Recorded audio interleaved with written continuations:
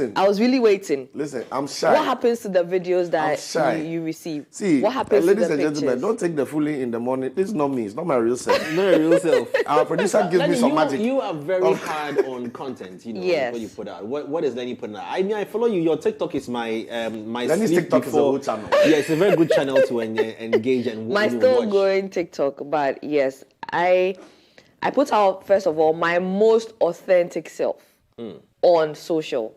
My most authentic self as much as possible, right? So, but my content just goes from beauty, humor, lifestyle, and a bit of fashion. But I think you right? do very well with the humor. Yeah, it's so natural. Check it out. She's I am Lenny. What are the right? stats? Yeah. What are the Lenny has stats? R Give us in the there. filler. Let me start allowing cash out. No, so with my TikTok, it's actually still growing, right? And which I love so much because I think TikTok is different, right? Okay. It's a space that you can grow easily. So like not giving me numbers, whatever happens with that, I'm so happy. And then also for Twitter and Instagram is still, steadily growing. But for my Instagram, I have 2 accounts, right? I have one for my media content, and then I have one for strict content creation. So You can fool on one by one. You have to be office-like. exactly. So one is like just media work, everything I do in relation to media, being out there, entertainment. Then one is just content. So I separate it because I'm multifaceted, right? So I like to. Hey, Charlie, I like to in case you create- haven't eaten breakfast, multifaceted. It means that I have different chambers. If you spell it, it's different faces. You understand? Yeah. Charlie, it's a different breakfast faces, show. yes. Take it easy on us. I'm All sorry. Editor-in-chief. Sorry, Okay. I'm multi-skilled. Yeah. Let me put it that way. Hey. So I like to, that's why I did that. You remember and then it's multi-stores? She has No, chambers. but with Actually, I'm with the, too young to remember multi-stores. I don't even remember that at all. You know multi-stores? No, I don't. Oh my days, man! This I is don't a even know throwback it. Thursday edition I of don't the know why show. this guy, he comes I to the mean, show with his look, birth set. Yes, I every don't day. know. Every I don't day. know, but multi-stores. Every single day. Mora, go check All you right. for your birth set. I will Easy. check everything. Multi-stores was on high No, street. now It it's was not one on of Ghana's me. first early malls. Okay. There was another shop, A something. What's it? A-Life. A-Life. A-Life. Oh, you've come from White. Let's go to Whitechapel. Whitechapel. Whitechapel. Oh, Let's go Whitechapel, back I to know. UTC. Let's go back to UTC, UTC, before I don't Whitechapel, know. before Lava. Whitechapel, I you remember know. Lava? Yeah, Lava is still Lava is written still in there. Accra. Yeah, Actually, that Lava signage, is still there. whoever did that signage, they have to find him and reward him. Oh, there was this 'Cause other it's still one that written on the came. building, Lava. Yeah. For like 40 Yeah, years. it's still there. Yeah. Okay. Wow. All right. There was so, this other one. Is it Pep Shop or Pep Stores or Yeah, Pep something? Stores. Yeah, Yeah, Pep Stores. also. That I Thank you, remember. thank you, thank you, thank you, Yeah. thank you. But anyway, so we're going to be talking about content creating or content creation and its economy this morning on the show. Well, for me as well, I think that I have like you said, based on which platform and what I want to put out. Mm-hmm. But I have content that goes across all the platforms, So recently, I was doing my drink malt videos where I touch on is sarcasm, is humor, and is knowledge, which I love. It's education. Have you seen any of those? I think he's not done it in a while, But but I'm drink curious. malt and mind your business. I'm curious. You are busy. You are babe. You are editor. You are on air. You are the other on air. You have one account. You have a second account before the rest of your accounts. How do you manage it all? So truth is, for Instagram, right? So I do content management for other people. So in total, all the accounts that I have, right, across all my phones, I have about 22 Oh, you have accounts schizophrenia. in total that I manage. You have multiple personality disorder. So that's what I'm saying. we have Like you to- should be able to. Eh? You are should be 20 able different to. people. No, 22 different accounts. No, but including mine for me. So when they add your own to the 22, is how many? That's what I'm saying. Including mine is Including yours about is 22. 22 in total. And you have to think for each one. Yeah. Jay. So I we have to make we have it to work. increase the dosage. The pills is not. So I The have to pills make is it not- work, it's not and working. it does. So you just have to be, conscious, constant, doing whatever you have to do. Just But make what it do a you- what do you point. do? So What do you it's do on good for social me. I media? like it. What does she do or me? Yeah, so I mean, like I'm saying, for me, Apart from time travel from Lava and UTC. I know, like I said, I had this drink malt, and people were asking if I was signed to a certain particular malt company, but no, it's not about the malt. It's about if you think what I'm saying doesn't make sense to you, you know what? Or you want to mind your business, then you can Drink malt you can and mind drink your something business. else or do something else. But it really worked for me. I saw the numbers, Yeah. and as well the audio series also shot the platforms up. Yeah. From an an amazing 56 subscribers to 21,000. It was good, you know. So I kind of massive. For yeah, YouTube. that was massive. Yeah, for YouTube. You know. Yes, we'll talk about the rest later on as producers trying to put lots of things in our head this morning. But we're excited about it as well. And hey, we are asking you out there, tell us, what are you sharing on your platform? Tell us your content. We want to know about it. We want to talk about it and promote it for you as well. So it's very easy. Jump on 3Music Facebook and tell us what you share on your platforms as well. And hey, we'll share it for you as well. We'll retweet. And don't forget to add that hashtag Culture Daily. And same on +899 FM when you do. But guys, before we jump into Song of the Day real quickly, what are we looking at this morning? Okay. 30 seconds. So today being a Thursday, we are looking at TikTok Thursdays for trends, right? Has anybody done anything? No one has done anything, but you know, I earlier spoke about Black Sherif's O Paradise, which is doing so well on TikTok. So there are a few videos. It's just such a goosebumps trend, if I can put it that way, because people have found a way to like put out what they've been going through since the loss of somebody. And you realize that these are things people never really recover from, right? And then Stormzy as well is in the news. Stormzy, please. Hey. I'm here. I'm available. Okay. All right. Hey, now I'll talk about that into details. About Black Sherif. I saw a picture on, I think, one of the promo pages. He and TJ Omori. Yes. Shooting. Yes. And you know how? And you know how TJ Omori. So we're going to have a video we can actually critique well. Yes, and you know how TJ Omori videos go. It's elaborate. It's detailed. It's creative. It's really good. I'll give you the details. I'll tell you. I've learned about his videos. Nice. What sports coming up real quickly? Zero is in the news, and then there's domestic violence, and then there's a career change. I'll leave it at that. Leave it at that. I like that. Yesterday on Sports Direct, we had a top 10 of FIFA's best players. You can go back and check on our social media. It's all on there on our website, 3Music Network, so TV, right? Yeah. .com. Anyway, Song of the Day. It's up next. Let's check it out.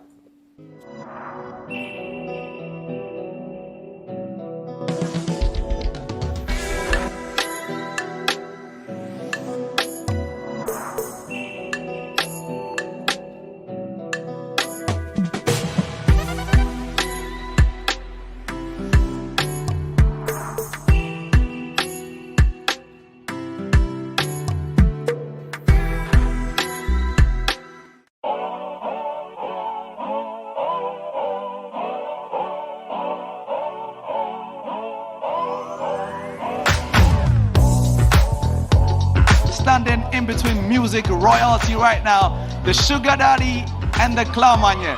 Make some noise. They loved them. I absolutely love Herman Suede, and I absolutely love Young Dev.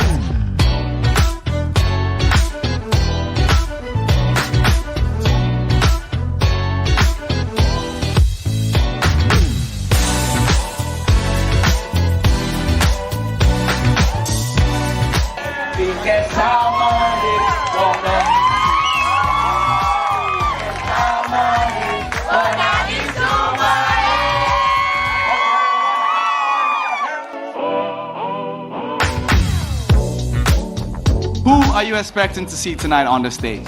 I'd love to see Akwaboah, I'd love to see Kitty and everyone else. And he said 6, that's a lot of it. Where have you been though? Where have you been? You? I have been around the world, but tonight it is all about these amazing, talented musicians.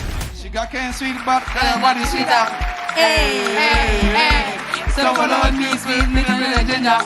Hey. Okay, I wanna be with you, but you know they got enough time for me. I know that all the artists have discharged themselves creditably great under the year in review. So thank you so much for recognizing, appreciating, and making sure that our artists, at the end of the day, be applauded and rewarded. Remember you love a traveler, you never start for the hustler. Far away, just a qualala. Back again for me coming, I swear on my life. I can't wait to be back, I know you miss me, I know. Remember you love a traveler, you never start for the hustler. Far away, just a qualala. Back again for me coming, I swear on my life. I can't wait to be back, I know you miss me, I know. This is my first award for Ghana here. I dedicate to every kid with a dream, bro. I be like you. You go to be like me, bro. Your dream is still valid, man. I bet with you. Love to you guys so much. I love you.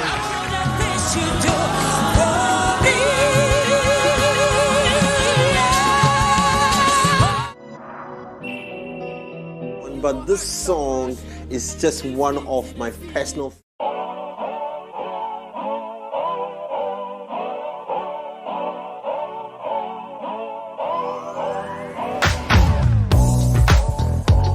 Standing in between music royalty right now, the Sugar Daddy and the Clamanya. Make some noise. They loved them. They loved them. I absolutely love Herman Suede, and I absolutely love Young Them.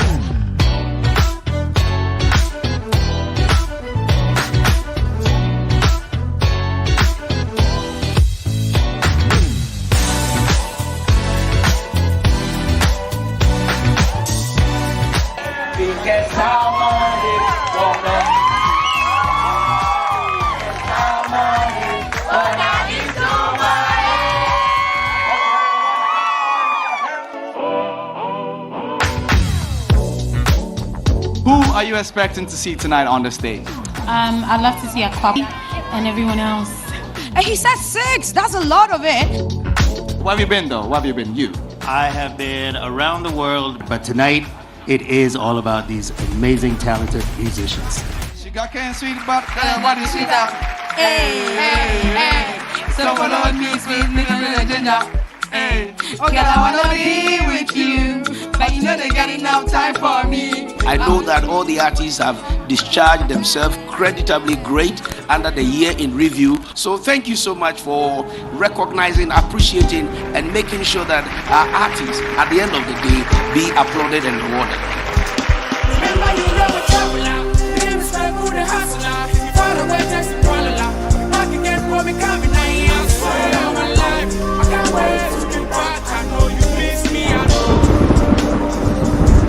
Remember you know a traveler, the respect for the hustler.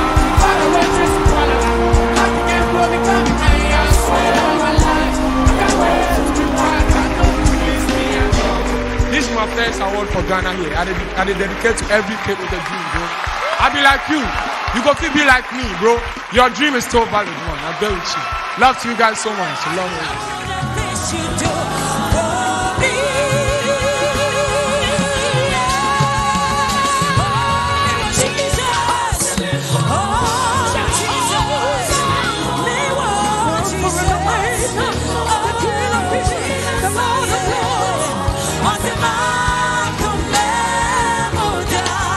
I'm so grateful. God bless you. Keep making the gospel proud. The gospel has so much for Ghana. Thank you.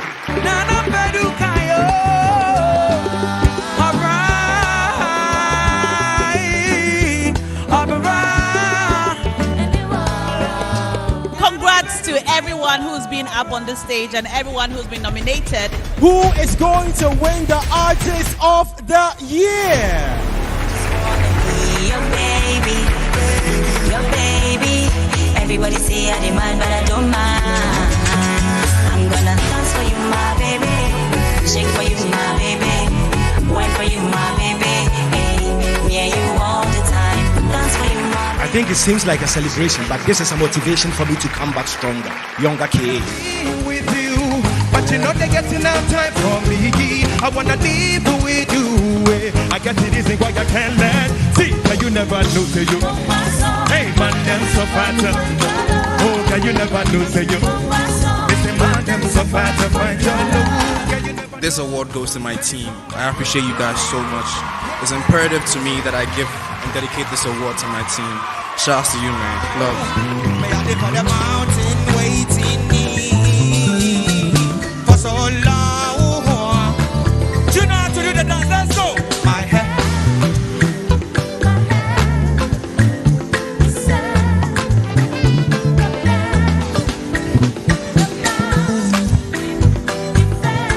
I know Peter. I believe I play the best. This one be for my mommy. It be for my puppy. This be for everyone. This be for Konogu Zongo. I love you guys so much. One time. Everybody say yo. Say yo. Say sugar daddy, sugar daddy. Say sugar daddy, sugar daddy. Say sugar daddy, sugar daddy. Say puff, puff, pass. My Mary Jane. For the second time running, Kiddy wins the Artist of the Year. But 3 Music Awards 2022. Shout out to every artist in this category. Shout out to you, Black Hole. Love to you, my brother. Shout out to my team. Shout out to the fans. Charlie. Shout out to the DJ. Shout out to my family, my mom, Ambi. I know you're watching. Thanks to you, Ghana. I appreciate you so much. More music coming. I love you guys so much, man. So allow me, oh allow me, oh allow me. This problem not the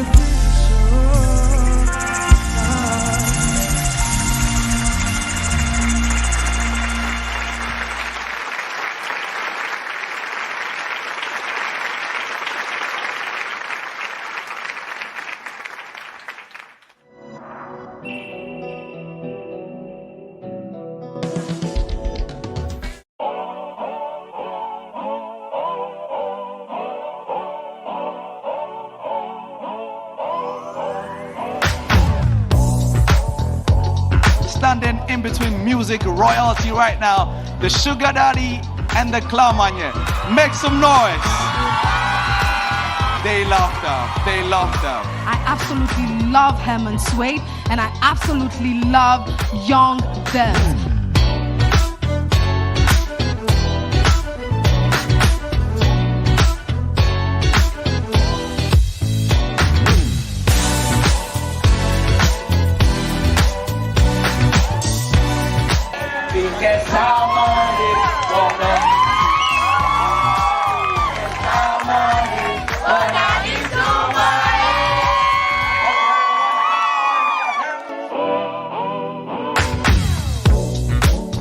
Who are you expecting to see tonight on the stage? I'd love to see Aquabo. I'd love to see Kitty and everyone else. And he said 6. That's a lot of it.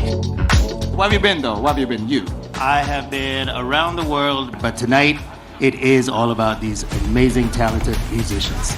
Sugarcane sweet, but what is sweet? Hey, hey, hey. Someone on me, sweet little ginger.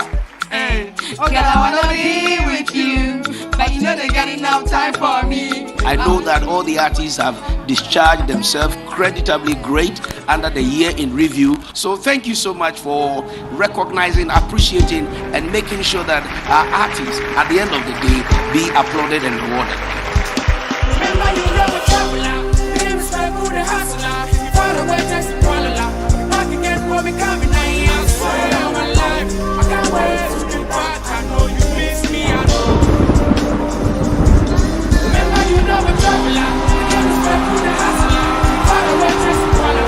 Back again for me coming, I swear on my life. I can't wait to be back. I know you miss me, I know. This is my first award for Ghana here. I dedicate to every kid with a dream, bro. I be like you. You go to be like me. He almost forgot that this song also existed on his contingency plan EP 2020, about 22 years ago. Let's get a hot pursuit back on the screen. Check out the lyrics of this song. It says, "Me, I came from..."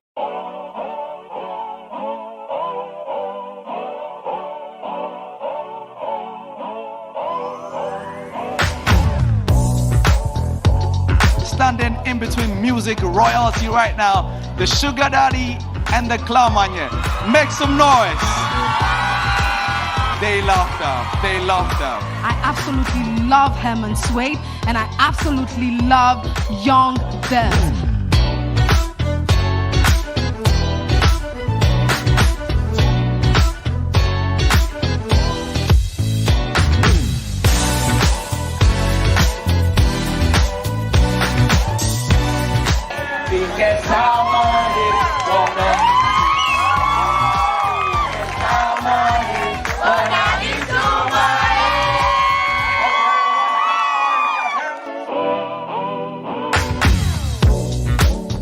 Who are you expecting to see tonight on the stage? I'd love to see Aquabo. I'd love to see Kitty and everyone else. And he said 6. That's a lot of it. Where have you been though? Where have you been? You? I have been around the world, but tonight it is all about these amazing, talented musicians. Sugarcane sweet, but what is sweet? Hey, hey, hey. Someone on me, sweet little ginger. Hey, girl, I wanna be with you, but you know they got enough time for me. I know that all the artists have discharged themselves creditably great under the year in review. So thank you so much for recognizing, appreciating, and making sure that our artists, at the end of the day, be applauded and rewarded. Remember you love a traveler, the respect for the hustler. Far away, just in Kuala Lumpur. Back again, for me coming, I swear on my life. I can't wait to be back. I know you miss me, I know. Remember you love a traveler, the respect for the hustler. Far away, just in Kuala Lumpur. Back again, for me coming, I swear on my life. I can't wait to be back. I know you miss me, I know. This is my first award for Ghana here. I dedicate to every kid with a dream, bro. I be like you. You go to be like me, bro. Your dream is still valid, man. I'm there with you. Love to you guys so much. A long way.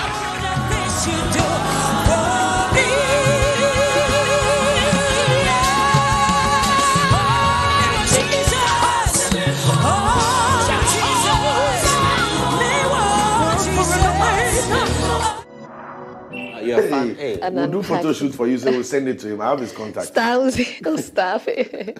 Stop Can you take it. him? What? Can you take him? Can I take him? What do you mean, can I take him? Like take him. I want to take him. Yeah. Let me just put it that. Why are you sighing? Because they no break for this. I'm just saying. The two of I you. want to. You Well, can he's take Stormzy home. actually talking about how it's been difficult for him to date and all of that. And me too. Okay, so come here from both. Okay, so that raises a very interesting Please. point on what you just shared with regards to your kind of man. Like, because I'm just imagining that. Does it mean you like big, tall, anything. dark, well-built men? I haven't said Like, anything. Is that Well, you because said everything I haven't already. said yesterday was Women Crush Since we Wednesday, came on and- this set this morning, you've said everything. Yeah. What have I said? This is the fourth time you're mentioning No, Stormzy. I'm just saying that because he says it's been difficult for him to date Even over when I the was doing past my 3 sports, he years. said Stormzy.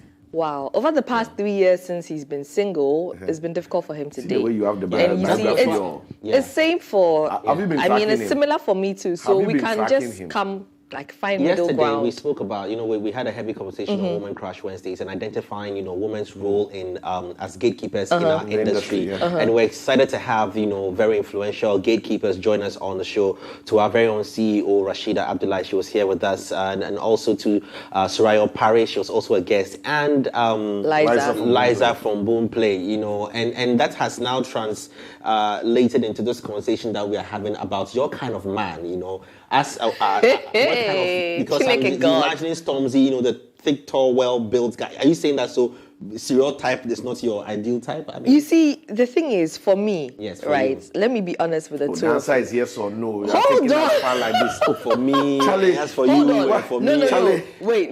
now you I want to don't introduce us exactly and thank have. us. No, when it comes to physique, I don't exactly have a type because I think I'm a sapio. Right, I need to connect with you mentally first. So I'm very sapiosexual. Then if you are looking for a Before boyfriend, go to anything Brilliance else. Master in Science School. No, they are kids. They are children. Science and math is there. I'm not ready to be a sugar mommy. So you are a sapio. You say you're a sapio. What? I'm sapiosexual, so I like to connect with you mentally before. So it's not more about the physique. The Bluetooth has to pair. It has to pair. Yeah. I thought you Up meant there to in like the head sex, first the before sapio anything else. way. So yeah, I just means liking want sex to. the sapio way. What'd you say? I thought sapiosexual meant liking sex in a sapio way. No. It means having to connect with, having to have intimacy with people's minds. That's if I want to break it down. Your minds connect and are intimate first before anything else. So that first, and then So you connect sapio sexually with Stormzy. first. Oh, No, I want to. You want to connect sapio sexually with Yeah, Stormzy. he's I a think smart. that is our He's a breaking smart news this guy. morning. He's a smart guy. Lenny, He's really Lenny smart. Lomote So, connects yeah. sapio sexually with. No, you guys don't do that. Guys, Wait guys. now. If Stormzy sees this and comes, I'm available. I thought this was a nice morning show. People can have their breakfast and watch us. And then you put up sapiosexual, the whole morning. Last, the question was But it's a good thing to the be question was sapiosexual. one. So should we call Stormzy for you? That's all I'm saying. Can't you guys hear me? Aren't you We hearing are not me? hearing you. Please, Jay, if you have connected to Stormzy, please do me the honor. Definitely, we'll make that happen for Lenny. It will be a big surprise for her. When is her birthday again? It's in July. July. 8th July. okay. I can't wait. Oh, Yes. please don't So do we that should do to it me. Christmas. Well, Christmas, you see, Christmas is fine. Well, it's surprising that we have a lot of July borns in this country, but we'll discuss that later on. Let me say good morning to Don Brainy, who's already shared content on our Twitter page as well. He's a musician, so Don, just like we promised, he says we should kindly check out his music and let him know if it's worth it. We surely will do that sampling, my brother, okay? So keep the tweets and the posts and the tags coming in on the show, but let's jump into unpacking now. Lenny is ready with Stormzy, the sapiosexual.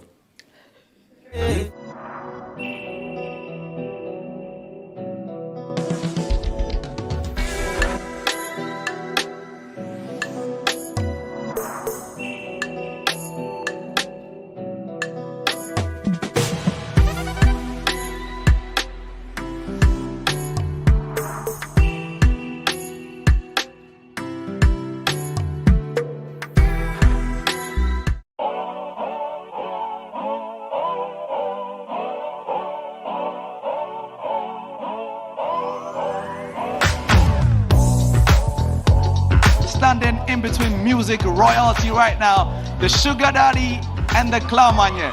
Make some noise. They love them. They love them. I absolutely love Herman Suede, and I absolutely love Young Dev.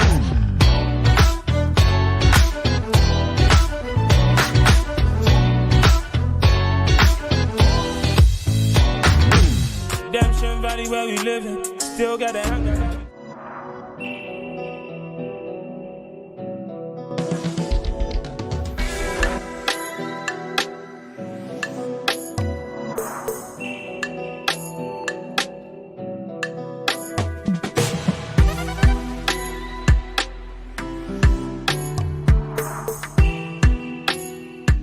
I know I've been fussing about Stormzy this morning, but my first story is Nasty C, who has disclosed that he didn't know his father wanted to do music or wanted to be a musician. So let's just say the apple doesn't fall too far from a tree. We have a video.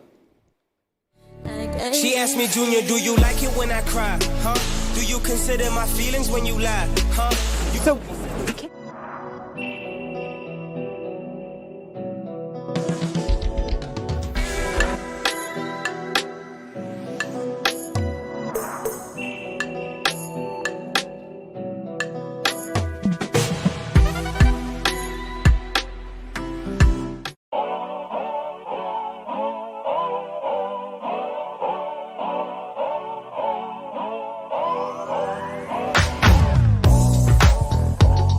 Standing in between music royalty right now, the Sugar Daddy and the Clamanya.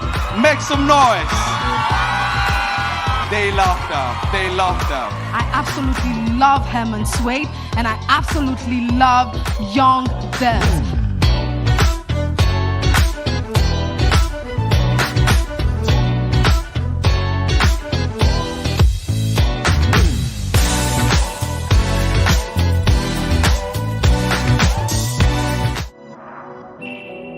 I guess as he started accepting that a bit more, he came around and now he's actually supportive. It's like he's a fan. Yeah. Now he pays attention and stuff like that. Good. But yeah, at first he wasn't for it at all. Yeah, that's got to be hard when you're just like, I want you to love me and support me either way, but like, you can't do that. But with things like that, sometimes like he probably I don't know, but he probably grew up thinking that there's only one way to do it. Like he didn't know, and now you showed him, you taught your own dad that there is actually another way to do it. Yeah, he had a pretty rough growing up. Like he's a bit traumatized, actually. You know, because every time I speak to him about, like, we're only just now starting to have conversations. Like growing up, it was always like, it was never really a conversation with my father. He would tell you what to do and you did that, and you be grateful for whatever you get type thing. But now we're starting to form like a relationship, so we talk a lot now. Now I ask him about his upbringing and how he grew up and if he had any interest outside of like what he did for a living, like his job and stuff. So now I found out that he also actually wanted to be a musician. No way! Yeah, like I think he had like turntables, he had guitars at some point, he had a keyboard, he had a couple instruments actually. Like 5 or 6 or something, but then he kind of just hid that from us because I guess it didn't work out or whatever, or maybe he had, I don't know, like tough feedback from his parents when he tried it, so maybe he was trying to just like avoid that. So you hid that side of his life from you. That's so crazy. So, yeah. When really, like, all you probably needed was his empathy. Right. Right? Yeah. Can you tell me, like, how that felt? Like, were you scared of your dad growing up? Yeah, of course. Always. So, can you give me, like, an example or, like, try to, like, paint a picture of... Dude, it was bad. It was like... It's like where we come from, like our traditions and our culture and just the way we're raised to treat our parents. It's like when they come home from work, you have to stop whatever it is that you're doing, and you kind of have to be like out of their sight, pretty much, until they call you for something. Yeah, until they call you and tell you, oh, I need this and I need that. That's how we were raised. Like as soon as you see that car driving in the driveway, you clear up whatever it is that you were doing, even if you were making food or shit like that. You just have to clear it up and get to your room type thing. So this is your culture or your family specifically, or what? Not specifically just my family. It was a lot of households operated like that. Oh man. Yeah. I should know.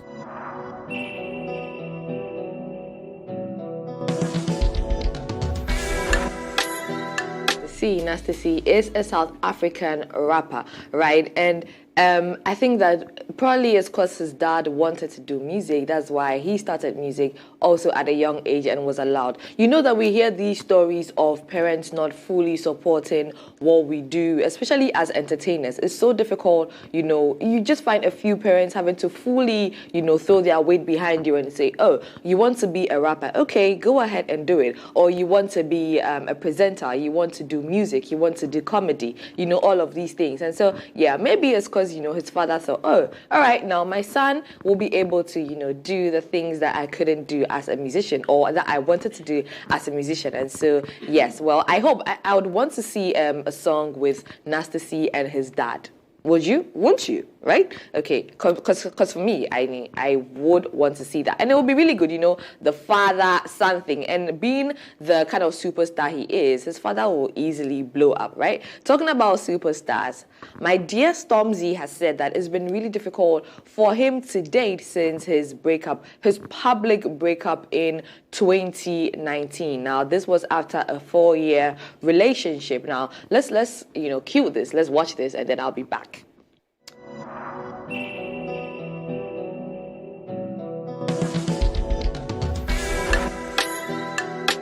Eligible people in the UK. Just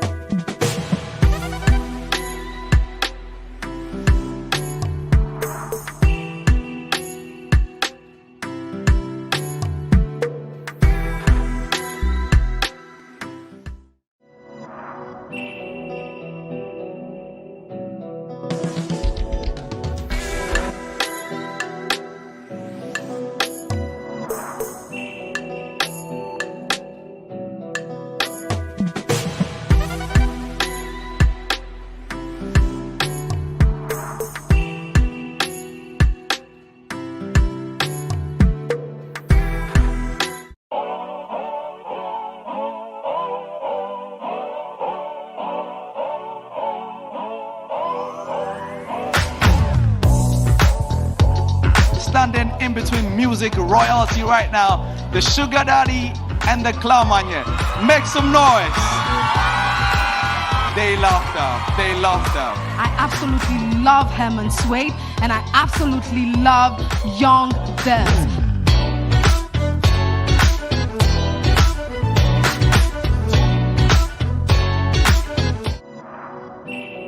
Waiting on God. I think we have something in common aside the fact that we are both waiting on God. You know, our names rhyme. Stormzy with the Y, Let Me with the Y, you see. So please, by fire, by force. Stormzy, I'm here, okay? I'm here. They say you should shoot your shot. I don't know why Jay and Cyril are looking at me the way they are, but I'm like, guys, wouldn't you love to see it? Wouldn't you love to see it? But let me just mention that it was such a tough time for Stormzy because he even had to go the extent of deleting his socials and all of that. But he's back and he's going to be releasing an album really soon, which I'm looking forward to listening to. So yes, unpacking for today, we're talking Nasty C's dad, Nasty C, and Stormzy, who is going to get with Lenny really, really soon. Jay and Cyril.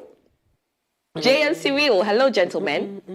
We are still in shock, sister. Hello, gentlemen. We are here. We are still in shock. What's Do you know the who shock? else is waiting on God? What's the shock? Do you know waiting who else on? is waiting on God? Who else is waiting Shatta on? Wale. So unless it's the three songs Really? that you people are doing there, you'll be careful, Lenny.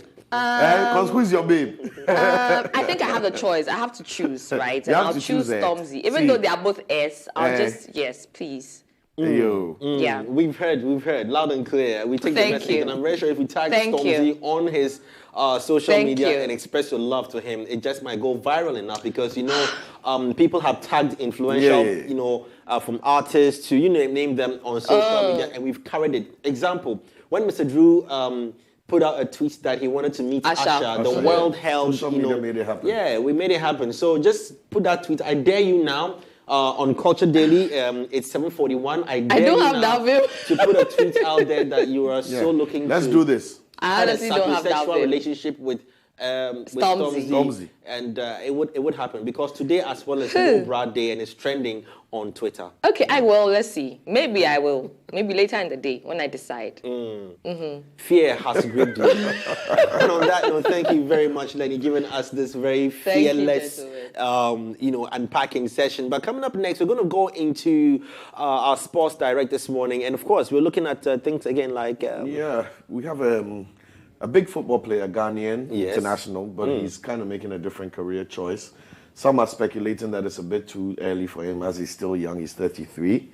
Then we have the issue with Ciro. I mentioned last week that he had an altercation where he hit a little boy's phone out of his hands and all that. Well, they're back from the judiciary is back and there are issues to be faced there, possible fines and how he's going to take that on. And then we have a domestic abuse case, which is really sad, involving a 10-year-old kid. And then, I'll get into it more, but really what I keep getting from the trends of sports directors that despite the fact that these are some of the most potent athletes in the world, they are also very human. Yeah. Because we have an apex footballer who wants to change. He wants to stop that. Yeah. We have somebody like Cristiano Ronaldo who's 700 goals into his career. Wow. And can still lose his temper and hit a little boy's all this phone. experience of dealing with All this experience. Do you know what it takes to deal with competition, fans, stress, domestic life, and then lose it at such a moment? So the bottom line is that these are athletes, these are competitors, gladiators, if you say. But at the end of the day, it's just normal guys and women, and they sometimes fail to keep that prime image that we have of them, and they fall short and be just human. So we'll get into that side. Will Smith went on stage and did his thing and slapped. He Chris forgot Rock. he was Will Smith, and he just acted like a guy. And then we all judged him and persecuted him for that. Yeah, exactly. Draymond, what's his name? Draymond. Green. Green also just walked across halfway across the court and just went to give a right jab. I think a right or left. It depends. Even Tory Lanez and August Alsina. Yeah, Same exactly. thing. But people were saying that Will Smith sent Tory Lanez to deliver a message to August. A very, very simple message as well. Hey, Don Brainy, we checked out your video because you tagged us. Great video. He says, hustle to pay. We'll definitely give you that push. It's on YouTube, so go and check it out. Just type in Don Brainy, hustle to pay. You find it on there. And just by him tagging us with his content, we're talking about it here on the show this morning. You can do same on our social media platforms. Let's hear from you. And we're talking content creation and the whole, strata the economy or the life or the world of how to create content, the cost involved, the ideas, how do you get your numbers, and how do you understand the various platforms that you are on and how to use them. It's another critical key thing. Let's talk about real before we jump into our Sports Direct. The various platforms, and I wish Lenny were here with us, but the various platforms and the audience there and their character. Yeah. I mean, it requires you, like to borrow Lenny's big they English see word, Snap multifaceted. Yes. You have to be multifaceted when it comes to your delivery for each platform. Because who you are on Twitter cannot be the same person you are on TikTok. TikTok is more laid back, more playful, more goofy. You are allowed to be... Do I like TikTok? Yeah, you are allowed to quote unquote fool all you want on TikTok, and that is normal. But if you bring that same fooling to Twitter, 3 tweets in your head is off.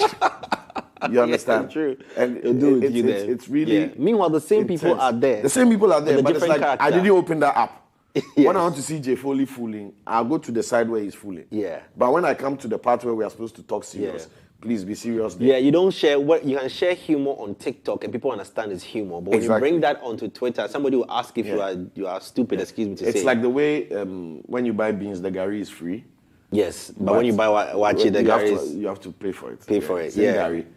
Same Gary, but the platform changes out. Yeah, but I think Facebook is more open to everybody. And there's too many kids on Facebook. Oh yeah? Yeah. So I saw that there's too many adults on Facebook. No. Like there's no middle ground on Facebook. It's either dads, aunties, and grams. Because if and you then put the on young, Facebook, they'll catch you. Yeah, if you put on Facebook, the family group will get it right They'll now. get it right now. Jay, is this you? Yeah, I've heard Cyril has gone to put something on his Facebook. Yeah. And then it becomes a big issue. It becomes a big issue. But Facebook people know about. How about Snapchat?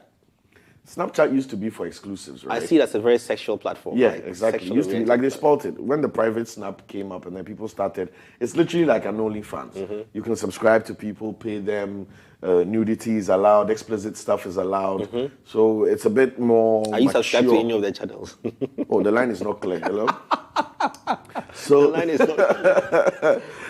not. So yeah, it's like a more mature audience on Snapchat where everything from learning to promotional content to entertainment to adult content has just been merged. The likes of Triller and Viber have just sort of they've dwindled down. I think they were trying to find their own space, but the big boys just pushed them out. Triller was very close to TikTok, right? And exactly. It was more dancing, choreography, and performative art stuff. Yeah. But you can do that on TikTok. Yeah. And TikTok already had the numbers, and celebrities like the Kardashians were already doing stuff that was trending on TikTok. So they tried to actually activate Triller with a lot of dance style. You had short guy singer Bruno Mars, and the likes doing stuff for Triller, but it still didn't activate. Yeah. So I don't know what their market share is now, but I mean, we probably have like 5 solid social media platforms: TikTok, Instagram, Snapchat, Twitter, and then Facebook. Well, I was going to bring another subject, but I think we'll save that conversation when we get in there with the characters of these platforms and how content creators are using this, of course, to just cash money from the bank. But anyways, let's jump into Sports Direct coming up next on Culture Daily.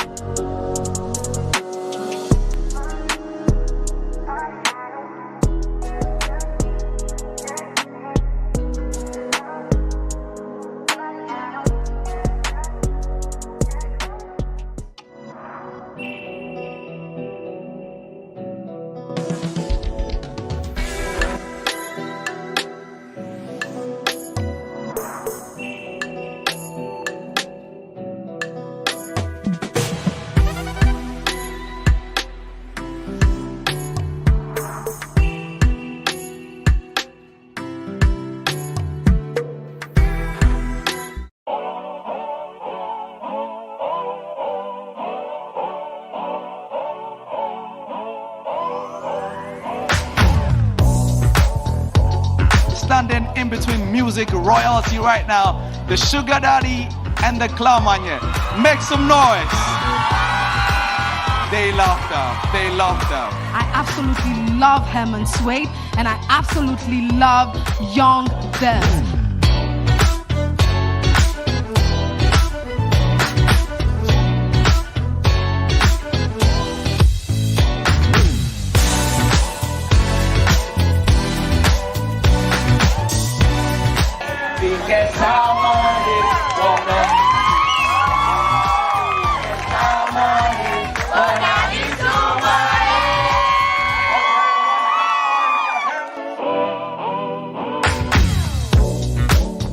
Who are you expecting to see tonight on the stage? I'd love to see Aquabo. I'd love to see Kitty and everyone else. And he said 6. That's a lot of it. Where have you been though? Where have you been? You? I have been around the world, but tonight it is all about these amazing, talented musicians. Sugarcane sweet, but body sweeter. Hey, hey, hey. So follow me, sweet nigga, ginger. Hey, oh girl, I wanna be with you, but you know they got enough time for me. I know that all the artists have discharged themselves creditably great under the year in review. So thank you so much for recognizing, appreciating, and making sure that our artists, at the end of the day, be applauded and rewarded. Remember you know a traveler, the name is like who the hustler. Far away, just a Kuala. Back again for me coming, I swear on my life. I can't wait to be back. I know you miss me, I know. Remember you know a traveler, the name is like who the hustler. Far away, just a Kuala. Back again for me coming, I swear on my life. I can't wait to be back. I know you miss me, I know. This is my first award for Ghana here. I dedicate to every kid with a dream, bro. I be like you. You go to be like me, bro. Your dream is still valid, man. I'm there with you. Love to you guys so much. A long way.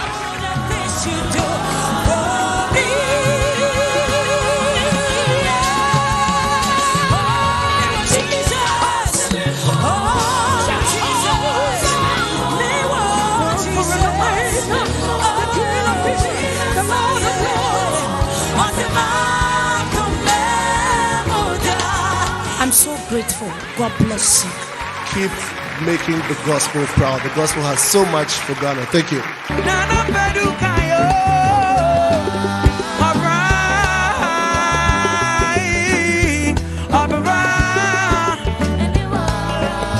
Congrats to everyone who's been up on the stage and everyone who's been nominated. Who is going to win the Artist of the Year?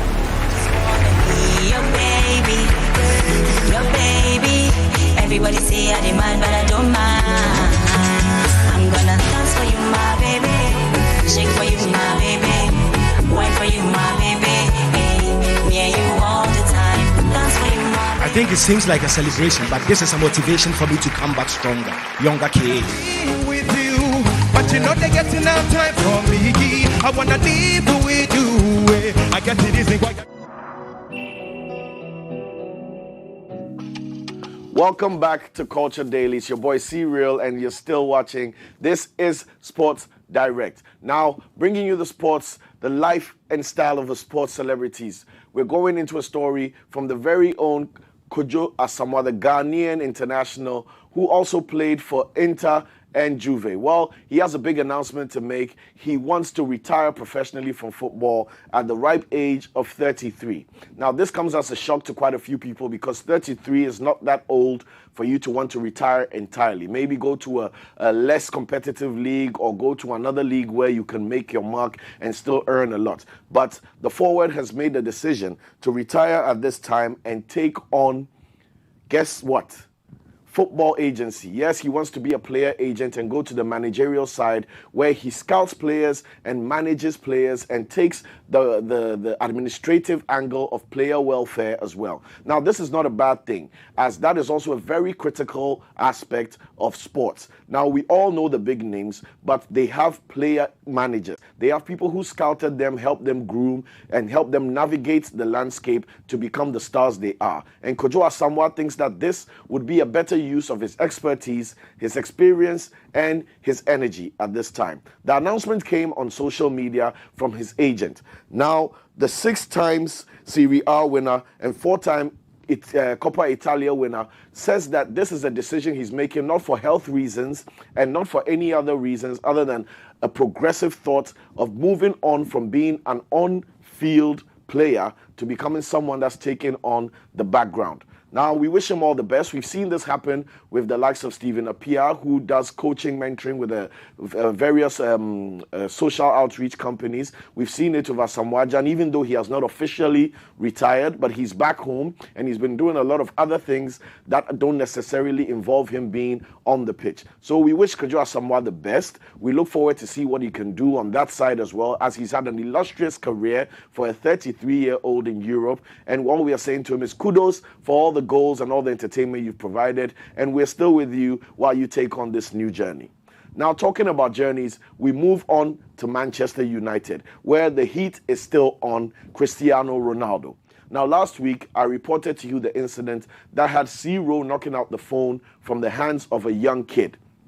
Apparently, the kid was even autistic. Now, this issue really raised red flags with FIFA, with the management of Manchester United, as well as with the fans. Well, after the investigations and after all the proceedings and a formal police caution to Cristiano Ronaldo, the jury is out. Now, the jury is saying that he will be fined and there's the possibility of him facing a ban. Now, his coach, Eric Hag, is saying that they are not going to accept any form of a suspension or a ban, and they will fight that tooth and nail, even though they are ready to pay any sort of fine. Now, I was just having this discussion with Jay back in the main studio about how we have legends like Cristiano Ronaldo who give time and time and time again, and then one time their humanity gets the best of them and they lose their temper or their emotions get the best of them, and then we take their heads and we put it on a guillotine.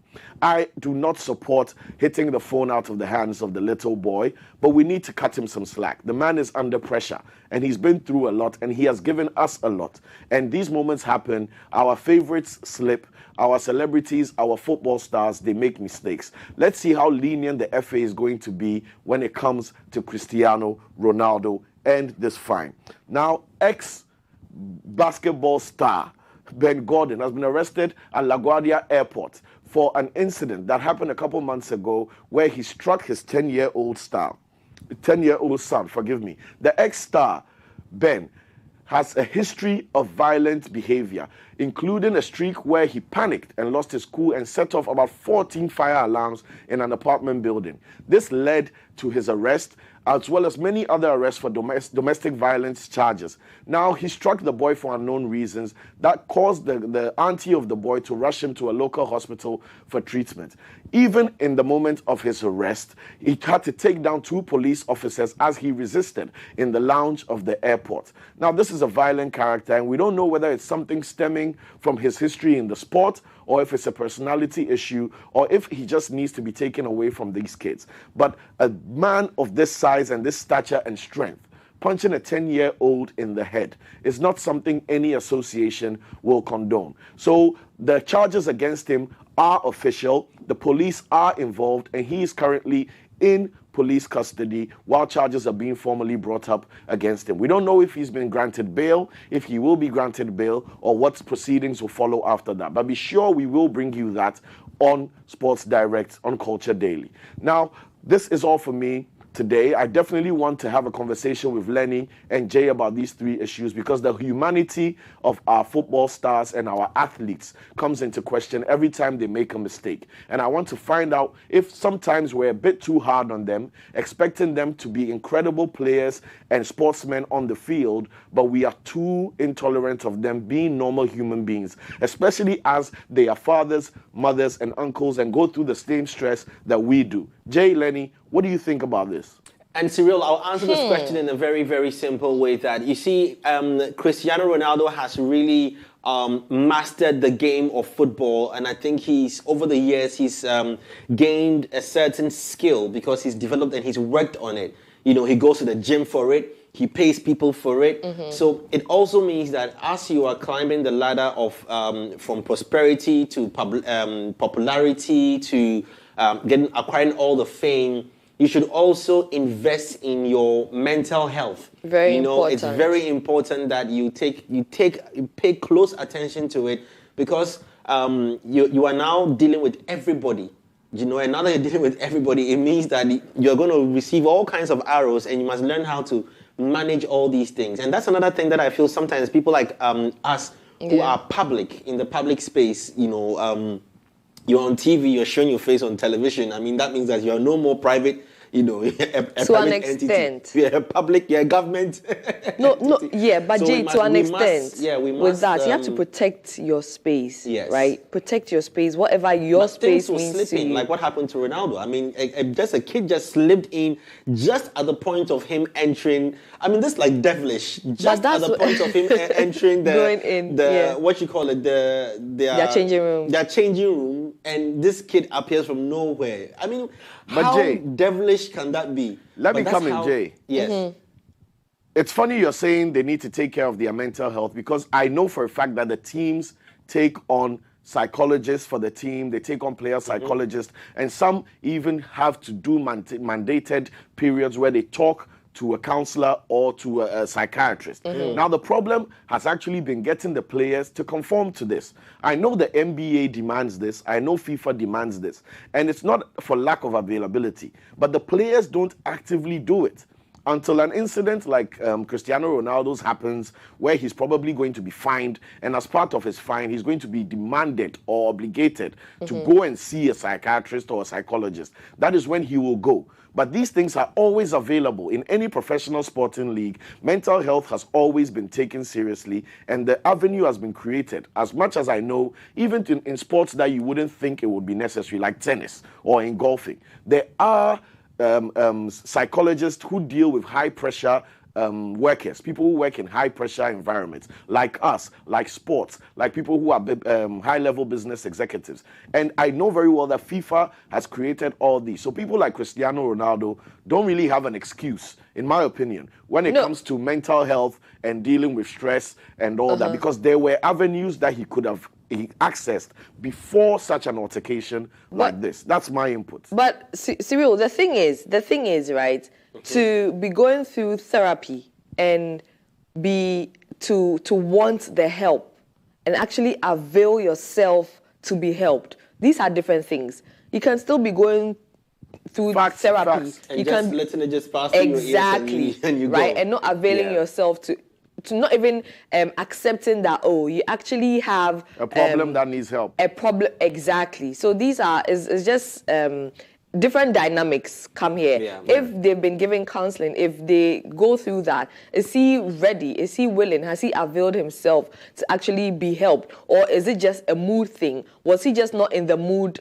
you know, that particular day, after that particular match, right? Did he think it was an adult? You know, there's also that one-way vision thing. Like, you're not even looking at who it is. Yeah, it's just you know, reflex. just from the side of your eye. Exactly. You don't even know whether it's actually a child or an adult, you know, because you don't expect that, oh, a child will try and reach out that distance. You get what I mean? There's just so many things. Do you think we, the fans, also put too much pressure on our celebrities and our sportsmen It's a question to an extent, yes. when they are not performing the core task? Because taking from Stormzy, your boyfriend's video. Thank you. Taking from your boyfriend's video, he has problems even going out for dinner. Because he can't even go and sit in a restaurant without people taking out their phones, trying to video what he's doing, who he's with, blah, blah, blah. And it's good to like Stormzy and like his music. But we also need to understand that Stormzy needs to eat. He's a person first. Stormzy needs to go out and sit somewhere and relax on a Saturday afternoon without having to be Stormzy, the rapper. Same for Zero, same for Draymond Green, because what we are seeing is a build-up of celebrities and sports people who don't have an avenue to express themselves. And then it kind of boils up internally, and then you have these extreme behaviors which are so negative, and I mean, I don't know what we take from that. I think we do. We actually put, it's the same way as, you know, we are pushing musicians to put out some caliber of songs or a certain standard of music videos, not thinking what their mental health is or the space that they are in, whether they are going through a creative block at the time they even put out the song, whether the creative block is what's holding them back from, being their utmost best, all of these things. But yes, we do put pressure on our celebs. I'll use Nana McBrand as an example. She was going to watch a match some time ago. There was a video that came out that someone was asking her for money, and then she just snapped the person, sort of, and it was all talk on social. But yeah, you don't know whether at that point the person actually has money on her. You don't know whether the person is in the mood. You don't know what the person's thought processes are. You see, it's the same way that they see people all the time. You expect the person to be all smiley and happy and ready to take pictures, but you just have to understand that before they are personalities, before they are celebrities, they are human. And just as you also go through different emotions and times and tides, it happens with them as well. I just wish let's take this conversation into our Studio 899. I think we have to talk about this mental health thing, and because it also plays a role in the kind of pressures that people get when they are online, seeing other people develop content, and especially when your content isn't working for you, and you're not getting the numbers, and you post and you only have 2 likes and 3 likes, and it translates. has got 58,000 views, and you are wondering, what am I not doing right? And then people kind of now bring all this back on online, and they goof, and now they go viral, and mental health kicks in. And anyway, but it's worth a discussion. Cyril, thank you so much for giving us Sports Direct. But it will definitely be an interesting conversation on the show later on. Still to come, we have Trending Live, and what are we looking at? We're talking about trends. Yes, we are talking about trends on TikTok today. So as we do for our daily trends, we look at social media, the different platforms, right? So today we are looking at TikTok, and we are looking at Joha. And from your newly discovered favorite artist, Ashake. Yes, and then also O Paradise from our very own Black Sheriff. Well, worth discussing. Let's jump into our Trending Live coming up next here on Culture Daily.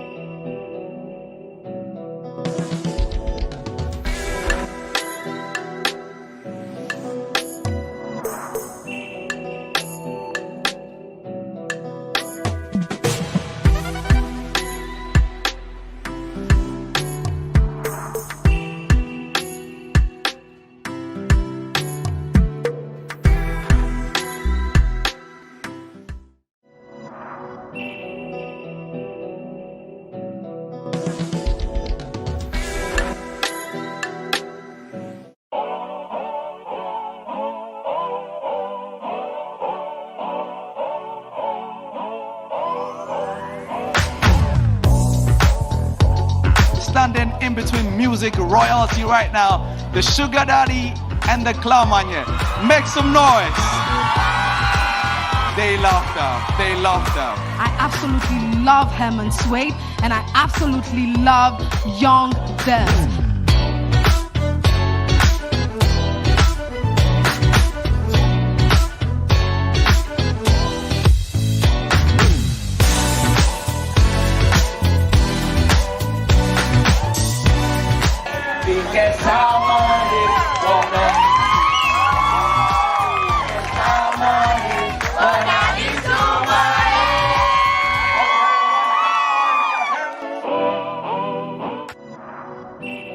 To be looking at Black Sheriff's O Paradise, which is off his The Villain I Never Was album. Now, I know that it reads O Paradise, right? But Paradise is also is vernacular, if I should put it that way, because some was to say Paradise instead of paradise, right? And now I didn't even know that the Tree-speaking people or the Akans also say Paradise.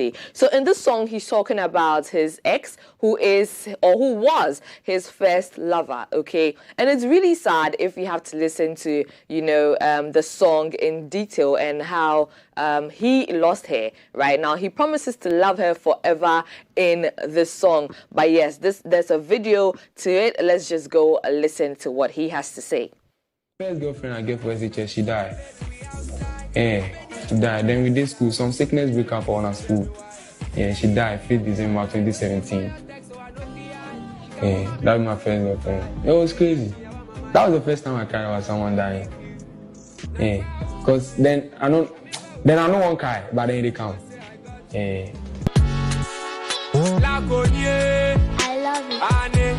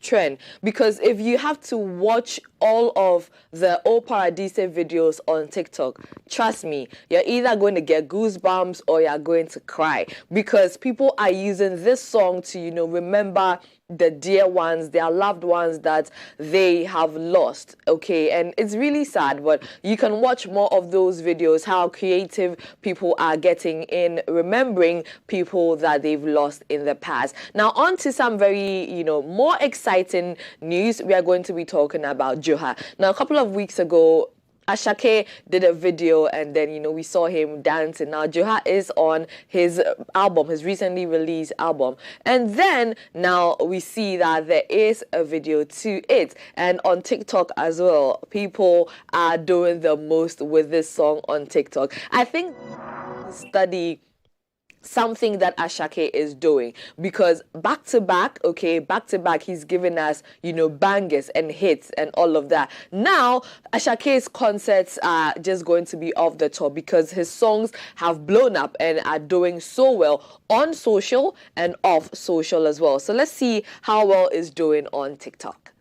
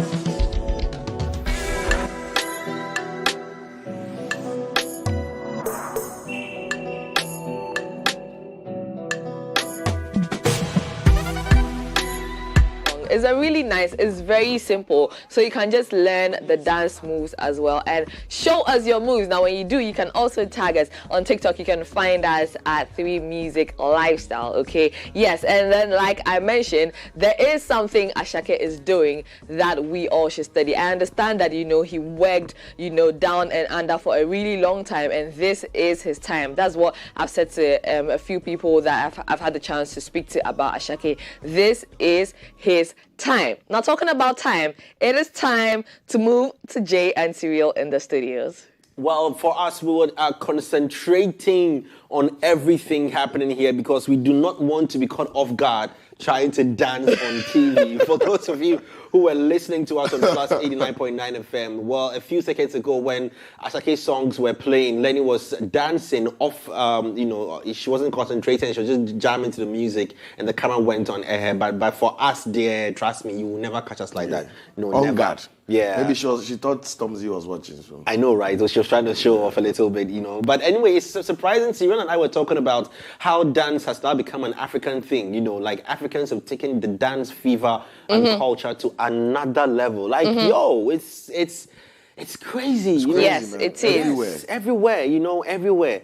And it's not even about dancing. Back in the day, since today is Thursday, it's Throwback Thursday, you have to dance. Salah. The dance has to be perfect. Like, you all have to do the same thing. Formation. Yes. Formation was... dance. But right now, they've relaxed the formation a little bit, and you can all...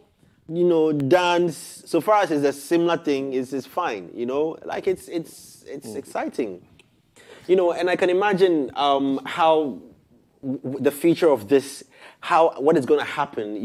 Whether this is going to erupt other African tribes and their dances and being, contemporized. If I can say. Yes. I think eventually we'll get to the point where, every dance will feed into the other, right? Because there's a trend on TikTok that I've seen them doing Agbaja, but in the modernized way. So Agbaja is an Ewe dance. So I think eventually all these dances will feed into, these new dances that we are. Could you just do that Agbaja for those of us who don't know? You don't know Agbaja? No, we're not. This is too Agbaja. sure. This is how they dance it. Like this. Okay. And what's the modern one they are doing? That's the Agbaja one. What's the modern one? I'd have to show it to you, but it's not like the typical. You know how the older folk, the older Ewe women do it, and then they actually like break. You can actually see their backs breaking, right? Yeah, but this one is, you can also see that move, but they're just doing it in a more swagged up. Exactly, in a more modernized way. What do you think about jumping on trends, like when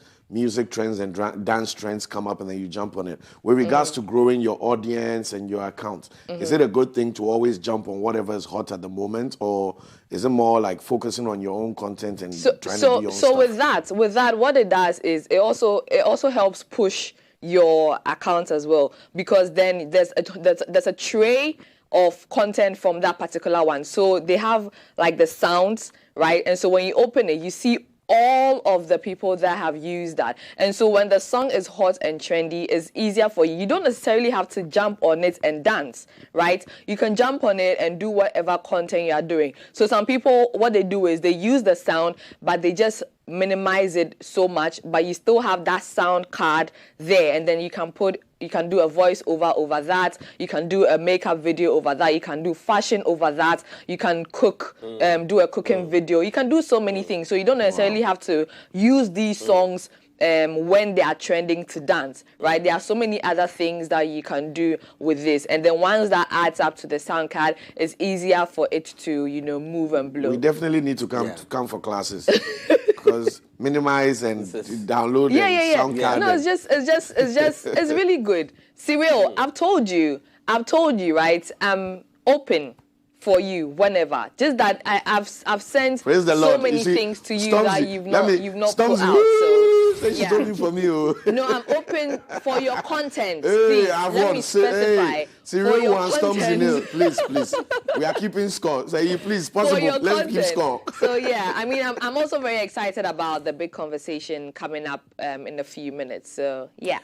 Well, thank you very much, Lenny. As you are Thanks, very open JN for Cereal. cereal now, and keep opening up for more to be able to get inside your mindset. Let me say good morning to Poi Consult, aka Ubri Yeboah on Twitter. As you shared to us what you post on social media, I'll be reading it out later on inside the show. And to you, Arthur Kojo as well, let me say good morning to all of you. You're doing the watching right now. But right now, I'm very open to a conversation in Studio 899. If you're ready, bro.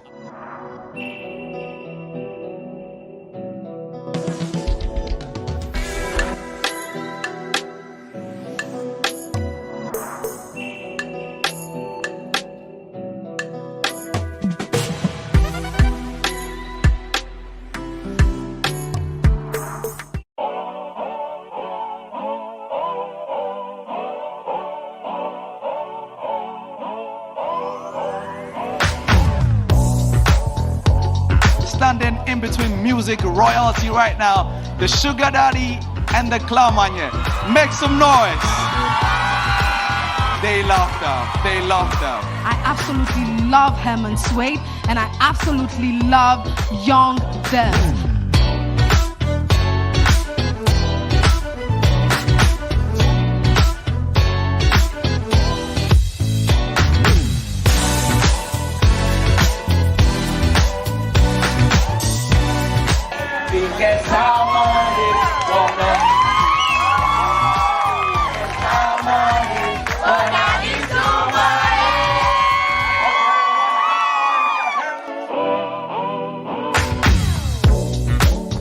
Who are you expecting to see tonight on the stage? I'd love to see Aquabo. I'd love to see Kitty and everyone else. And he said 6. That's a lot of it. Where have you been though? Where have you been? You? I have been around the world, but tonight it is all about these amazing, talented musicians. Sugarcane sweet, but body sweeter. Hey, hey, hey. Someone on me, sweet nigga, ginger. Hey, oh girl, I wanna be with you, but you know they got enough time for me. I know that all the artists have discharged themselves creditably great under the year in review. So thank you so much for recognizing, appreciating, and making sure that our artists, at the end of the day, be applauded and rewarded. Remember you know a traveler, the name is my booty hustler. Far away, just a qualala. Back again for me coming, I swear on my life. I can't wait to be back. I know you miss me, I know. Remember you know a traveler, the name is my booty hustler. Far away, just a qualala. Back again for me coming, I swear on my life. I can't wait to be back. I know you miss me, I know. This is my first award for Ghana here. I dedicate to every kid with a dream, bro. I be like you. You go to be like me, bro. Your dream is still valid, man. I'm there with you. Love to you guys so much. A long way.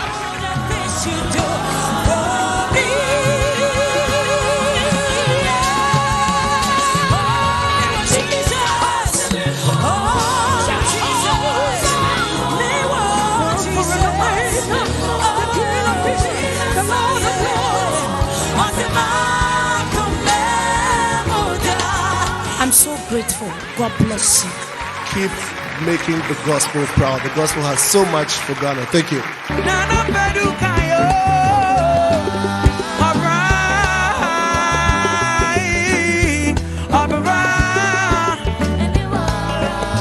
Congrats to everyone who's been up on the stage and everyone who's been nominated. Who is going to win the Artist of the Year?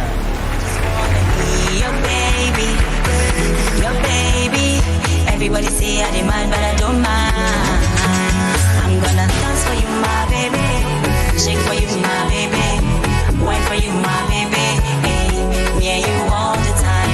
Dance for you, my baby. I think it seems like a celebration, but this is a motivation for me to come back stronger. Younger KA. With you, but you know they get enough time for me. I wanna live with you. I get it easy why I can't let. See, can you never lose to you? Hey man, them so fat. Oh, can you never lose to you? It's a man, them so fat to find your love. This award goes to my team. I appreciate you guys so much. It's imperative to me that I give and dedicate this award to my team. Shouts to you, man. Love. May I live on the mountain waiting.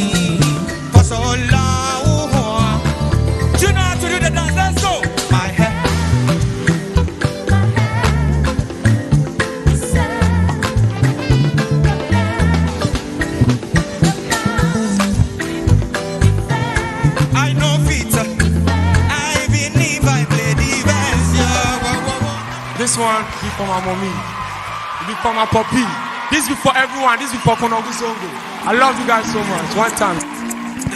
Everybody say yo. Say yo. Say sugar daddy, sugar daddy. Say sugar daddy, sugar daddy. Say sugar daddy, sugar daddy. Say puff puff pass my Mary Jane. For the second time running, Kiddy wins the Artist of the Year for 3 Music Awards 2022. Shouts to every artist in this category. Shouts to you, Black Hole. Love to you, my brother.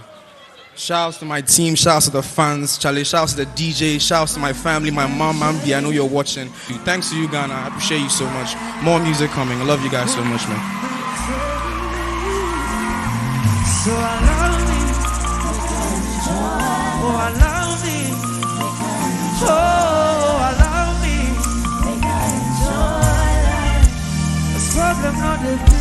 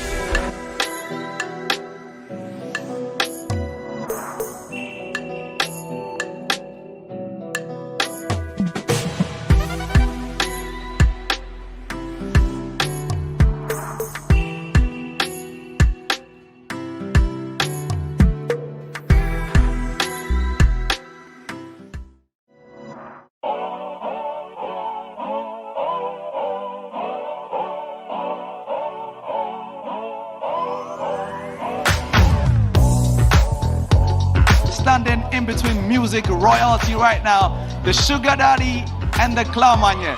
Make some noise. They love them. They love them. I absolutely love Herman Suede, and I absolutely love Young Dev.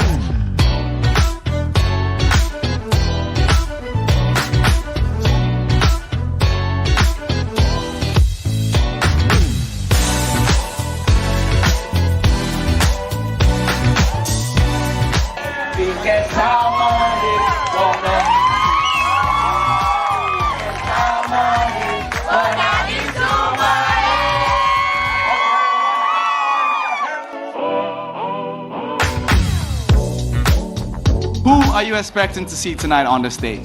I'd love to see Aquabo. I'd love to see Kitty and everyone else. And he said 6. That's a lot of it. Where have you been though? Where have you been? You? I have been around the world, but tonight it is all about these amazing, talented musicians. Sugarcane sweet, but body sweeter. Hey, hey, hey. Someone on me, sweet nigga, ginger. Hey, girl, I wanna be with you, but you know they got enough time for me. I know that all the artists have discharged themselves creditably great under the year in review. So thank you so much for recognizing, appreciating, and making sure that our artists, at the end of the day, be applauded and rewarded.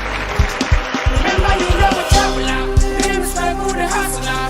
Far away, just Kuala Lumpur. Back again for me coming, I am for my life. I can't wait to be back. I know you miss me, I know. Remember you know a traveler, the name is my booty hustler. Far away, just Kuala Lumpur. Back again for me coming, I am for my life. I can't wait to be back. I know you miss me, I know. This is my first award for Ghana here. I dedicate to every kid with a dream, bro. I be like you. You go feel be like me, bro. Your dream is still valid, man. I'm there with you. Love to you guys so much. A long way.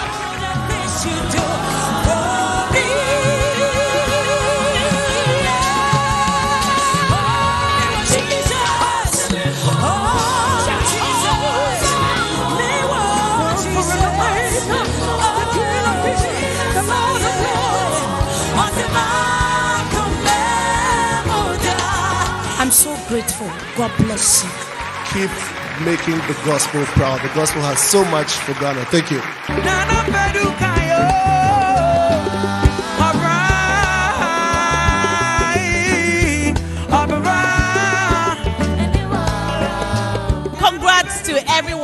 been up on the stage and everyone who's been nominated.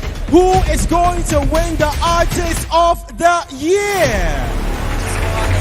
Your baby, your baby. Everybody say I demand, but I don't mind. I'm gonna dance for you, my baby. Shake for you, my baby. Wine for you, my baby. Hey, me and you all the time. Dance for you, my I think it seems like a celebration, but this is a motivation for me to come back stronger. Younger KH. With you, but you know they getting out time for me. I wanna live with you. I get it easy why I can't let. See, but you never know till you. Hey.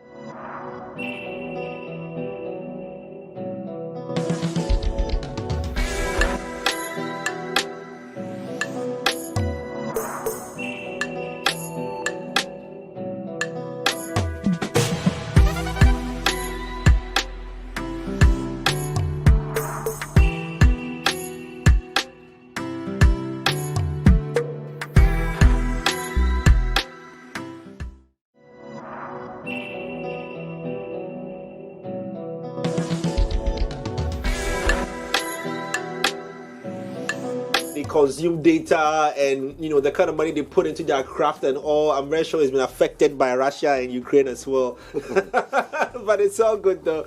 But anyways, I have live in the studio, we've got Echo McLean.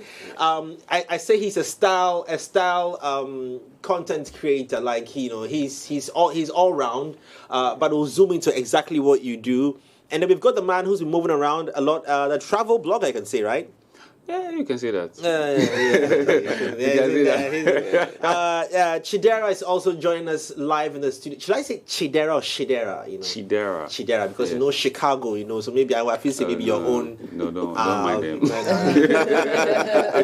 Charlie, I said it took me years to understand that Shuttown was like Chicago. Oh, Charlie, bro, my dreams are. And then what are they saying in the song? Shuttown. Oh, that's it. Yeah. What are you even talking about? Chi-town. Yeah. Do you know what I heard? What? Chi-town. So I was wondering. No, that's why I was asking. What's that? Yeah, talking about the place where Visa Okay. hard. Chicago, yeah. Visa going hard. Visa going hard. But anyway, guys, welcome to the studio. I mean, how you been? 2022, has it been good so far? Because you're in the last quarter of the year already. I think it has been good. It has been good. I mean, every year is supposed to get better. Yeah. And I think 2022 was better than 2021. So we're just hoping for the best. Every year is our best year. Yeah. Do you also make New Year resolutions December? Oh, yeah, just to be better than the previous. And do you achieve it? Has this year's resolutions been better? It has surpassed it. It has surpassed it? Yeah. What was your resolution for your content creation last year? And I mean to this year, when you were coming into this year? I think I was actually looking at working with more brands. Exactly. I was looking at more brands, and this year I've been able to work with a lot of brands. Oh, business, bro. Yeah. Your bank account looks almost times 2 of what I did last year. Wow. Yeah. Which bank did you bank again, plus? I'll disclose it to you later. Wow, interesting. What about you, Chidera? Me, I don't make resolutions, because I don't want to put too much responsibility on myself. Pressure. Pressure. Yeah, so if I do it, I do it. I just know I want to be better. That's all. I want to be better. I want to do better. I want to feel better. And I feel like I felt better than last year. So I think I've achieved that. Wow. We were heavily debating, not debating per se, but talking about all these platforms and the kind of characters you find there. I mean, it's going to be an interesting conversation we're going to be having here, because how you guys have managed to slice the hot iron, knife through the butter. It's just been amazing, and I'm very sure you didn't wake up one morning thinking you'd be doing this, but here you are. At the time you'd be a squid, who would have thought? Not me. Hypo something theory. Pythagoras. It's Pythagoras theorem. Hey, Jay. Jay say hypo. Obviously, film us. The lights will be working. Jay say hypo. What are you going to say? When you reach out to Jay on social media, don't ask any maths question. The hypotenuse. Jay, that's what you wanted to say. The triangle came to my mind, but at the same time, the theorem was also. So please pardon me, I beg you. That's a nice blend, though. Genius problems. Yeah. Over process, over sabi. Over sabi to be secret. They say when you're in the exam room and you finish early and they ask a certain question, your answer was 3,400. But the answer was Spain. The correct answer is Spain, but you got 7.6. People are asking for extra sheets and you are finished. You are done. You're wondering what you haven't done. But you don't know every extra sheet means like you've written the right thing, right? Yeah, but it scares you know. Charlie, sometimes the extra sheet you just use it to vim the teacher. It's true. Because you know that Charlie, somebody's probably begging. No matter what. And say, I came to every class, so I came. But they think that the person has cracked it. I remember when I was in high school, we had this exams called Prof exams. I went to Ido College, so he has an exam like the exam is for him, and when you pass, he will award you. Wow. And so when you're writing the paper, he goes round like the let's say Form 3s and Form 2s if you want, and you just it's math. So you have to just like write on every page, because if he comes and you have only written on one page, he will ask you. Hey. So even if you started one question and you're not sure, just go to the next question, write on the next page. So if you come, you flip the pages, you see that okay, you've written something. So you are safe. Just write something. So you are safe. Can you choose not to participate? If you are informed, you can't. Form 3 is mandatory. Yeah. But anyway, so how did this start for you, Chida? Let me start off with you, Chida. So okay. And what you do? Yeah, I'm a content creator. Okay. And I mean, obviously, yeah. And I'm an actor as well. Okay. So it started by me wanting more visibility for myself as an actor. Okay. Because, I say I'm an actor, but nobody knows me. I haven't done anything elsewhere. Like, people haven't seen that I act. So I was like, let me create content acting so that people will see me, and then maybe from there, I can get call-ups and all of that. So I started doing skits. That was on which platform first? On Facebook or Twitter? No, I'm not that old. Ouch. Well, Cyril has done what? Ouch. It'd be cool, don't worry. Cyril has done what? Your age is showing. Cool. No, you know what he just said? Your age is showing. You see the blue green ages. Wow. So it was Instagram and Twitter. Yeah. So I started doing skits. I think it started seriously. I started doing, I think 2019, and then 2020 when COVID hit, that's when I hit hard as well with the content. So I was doing like Bible story concepts, I was doing ad concepts, I was doing, funny kind of content. And from there, I started meeting new people, I started going out. So I started creating different type of content. So I've stopped doing the skits. Okay. Now I go to events, I take videos, I put together. Oh, it's nice. I go somewhere, I take videos, I put together. So I started traveling as well. This was in 2021. 2021, that's when I started traveling, and I started making videos. And I was like, Charlie, I think this is what I like, because the attention it brings to me. Oh, where is this? Then you start advising people. So if you want to travel, you have to do this. You have to do this. Oh yeah, just put this together. You don't have to be shy. All of that. So it started as me wanting visibility for myself, and I think even I like that. That's a very important point you just said. Like wanting visibility for yourself. Yes. Yeah. And now people know me for content more than they know me as an actor. As much as I still want to be, I still want to act and I still want to do the acting, but the content creation has made me who I am today, I guess. If you were not a content creator, from the Ideal College student, what was the plan? I don't know. I was just going with the tides or whatever they call it. I was riding the waves. I was just it was vibes and inshallah. The making? Dr. K. I didn't even do science. I never planned to be a doctor. I think the arts has always been in you. Yes. Okay. Because I was doing drama in primary and all of that. So if anything, I was going on the line of acting, but I was not sure because who can be sure in Africa? There are so many. Your blows today. Jobs, man. Your blows today. The whole Africa collect a vote proclamation. Listen, from Abelenke, the whole Africa collect 1 million. Everywhere. No, what you just said, right? It's like It's actually honestly, true. like it's Yeah, but it's true. You need like plan A to G. patent the statements. Like who can be sure in Africa? Like Yeah. Yes. wow, no, for real, bro. You should make like merchandise, all of those things. Yeah. So I wasn't sure. It was after uni that I was like, okay, let me pursue acting strongly because I studied accounting. And I was like, you know this accounting, this is not what you want to do. You don't want to sit down in some office and do. I was like, nah. So I said I'll pursue acting, even though my mom supported me. But in Africa, it is you have to have a plan B, and your plan B is low-key your plan A if you are creative, because they don't really believe in the creative side. They believe in what you studied, what you went to school to do, and all of that. So until after uni, I didn't really know what I wanted to do.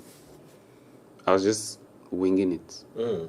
This is very interesting. I mean, you said some things that are very similar to a guest who was here in the studio a couple of days ago. Her name is Desire. She came with her daughter, who's a dancer called Leah. Dances. Yes, and she also mentioned for her as well, her parents or her mom had been very interested in her daughter's craft. So right from a very early age, she knew that, this is what I want my daughter to do.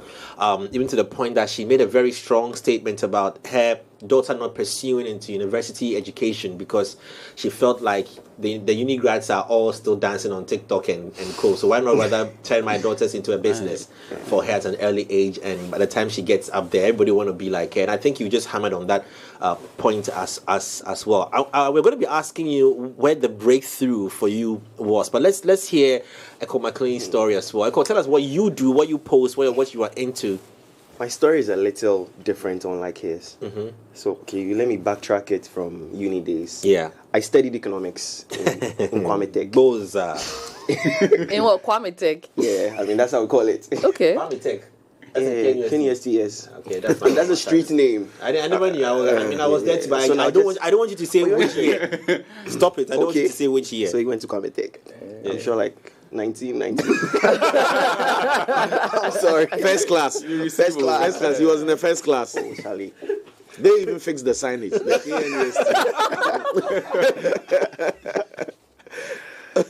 Yeah, so I studied economics, but getting to my final year, I think third into final year, I just realized everybody was almost doing the same thing. We go to class, I mean, that's if I went, I would learn, try to learn as much as I can, cram as much as I can. Exams comes, we all go to write. Those who pass, those who don't pass. And I realized that, even if I go to class or I don't go to class, I still get the same grades as the people who have gone to class and have learned since the beginning of the semester. I usually learn like a day before my paper. I can't learn several hours, several days before. It won't work for me. That's it. Yeah. No, it won't work. I've tried it. But you're a shark, a day to the paper. By the grace of God. Amen. Even if I learn the day to the paper, I still get the same grades as those who have learned from the beginning of the semester. So I'm like, why am I wasting my time going to class? Instead, I could get people's notes and then learn them the day before. So I'm going to use my final year to explore myself. I hope your home people are not listening to this conversation. Oh, it's too late now, man. Yeah, so I started to discover myself. I taught myself how to swim in KNUST. I joined a skating club. I joined a drama club. I acted. I was singing. I was actually in the church choir from first year to final year. I was a Jesus. I am still a Jesus boy. You know it was. You yourself said there was. I am still a Jesus boy. Jesus was watching the show all along. He said, "What's not?" You slap my name back.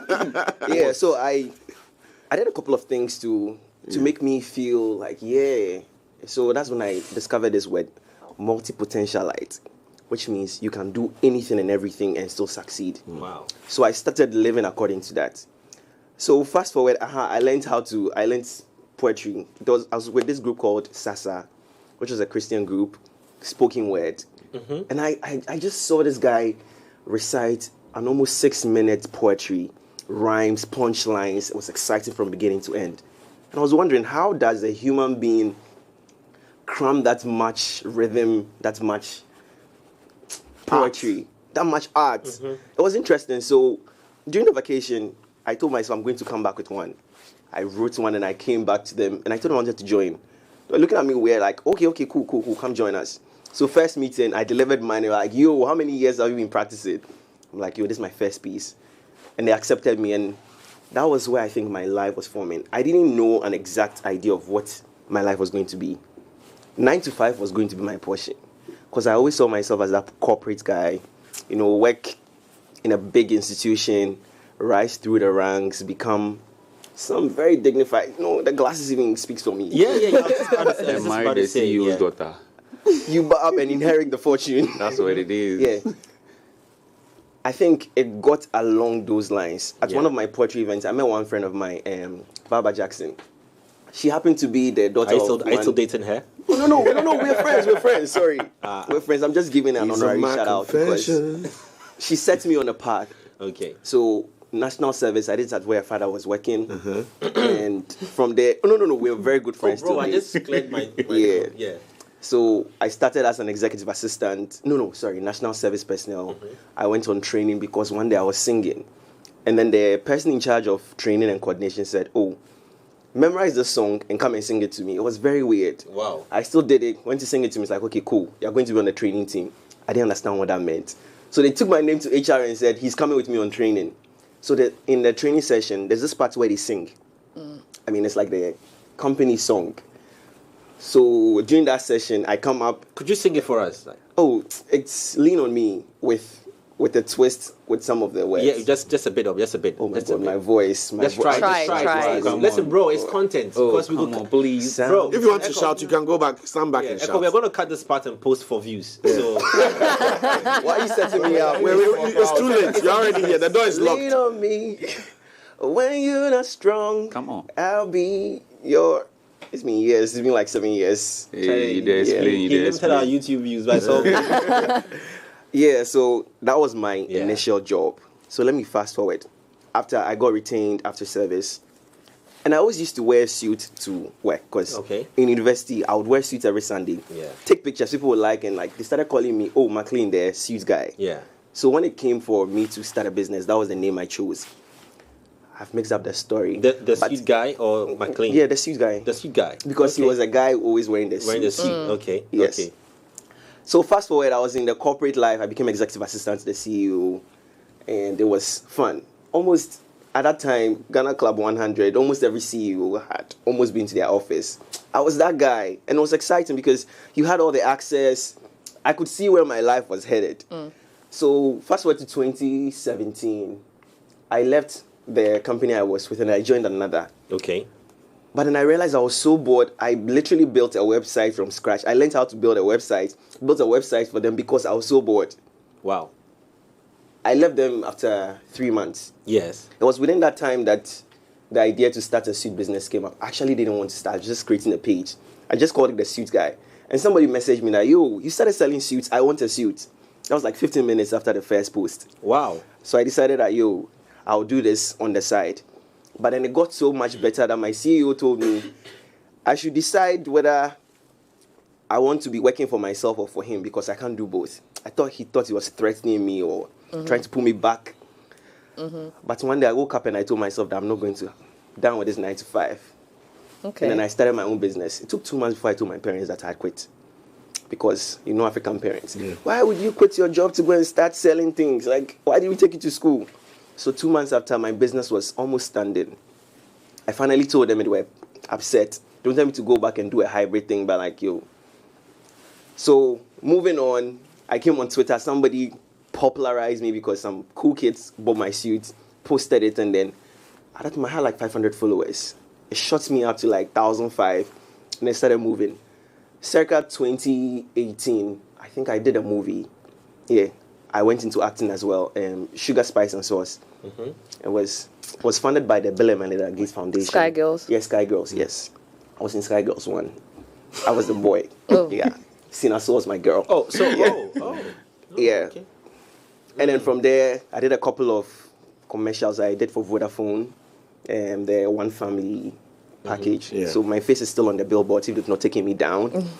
And 2020, I think that was the defining moment for most creatives because we're all bored, locked up in the house. And what happened? I used to post a lot of content for Malta Guinness by myself because I like malt. So every meal I make, I would put malt there. I would make funny things with malt. And people were saying, yo, Malta Guinness should sign you because you're putting in content for them more than... At that time, they had this campaign running. And the people on the campaign were not really pulling up much weight. But me, who wasn't on the campaign, was doing quite a bit. So they reached out to me and then they put me on the Malta Guinness campaign. How much, bro? It wasn't much. It wasn't much. Charlie, 3 figures. 3 figures. 3 figures. But I was excited because I was doing it for fun and here I was being paid for it. That was by Meister. Meister, I really appreciate that moment because it set me on this path. And today, I've worked with at least between 45 to 60 brands. Nice. Wow. Yeah. That's if it's no more. Wow. That's nice. And at this point, it's almost leading my income stream for the things I do.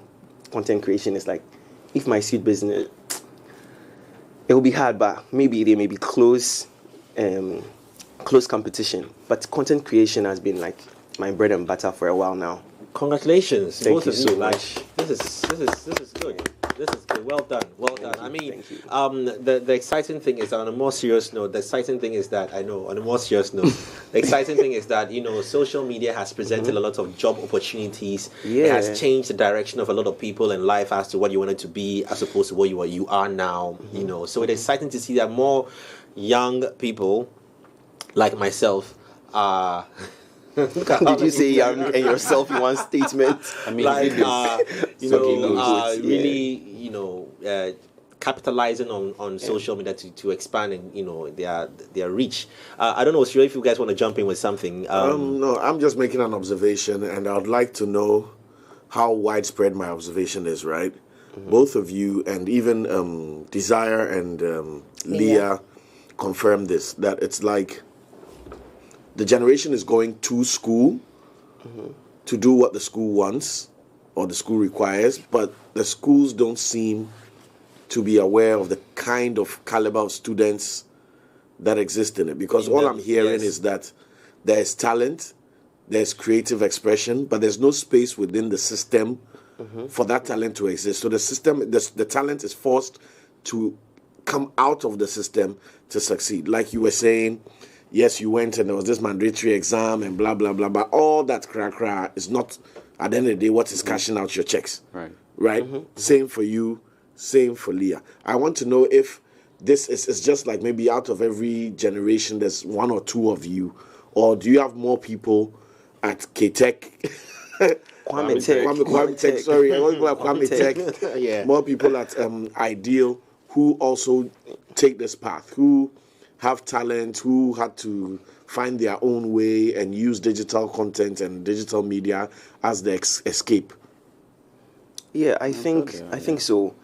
There's always going to be the section that follows the dogmatic procedure society has given to us. Go to school, finish, get a 9 to 5, marry, retire, get pension. There's always... Is that still as strong as Jay Foley's time? I mean, times have changed. Several generations past his, and here we are. Things are not the same as they were before. I think before it was much easier because there were few qualified people for a certain number of resources. So, I mean, if there were like 20 people sharing 15 resources, the chances of you succeeding or getting a sort of livelihood that will sustain you was much higher.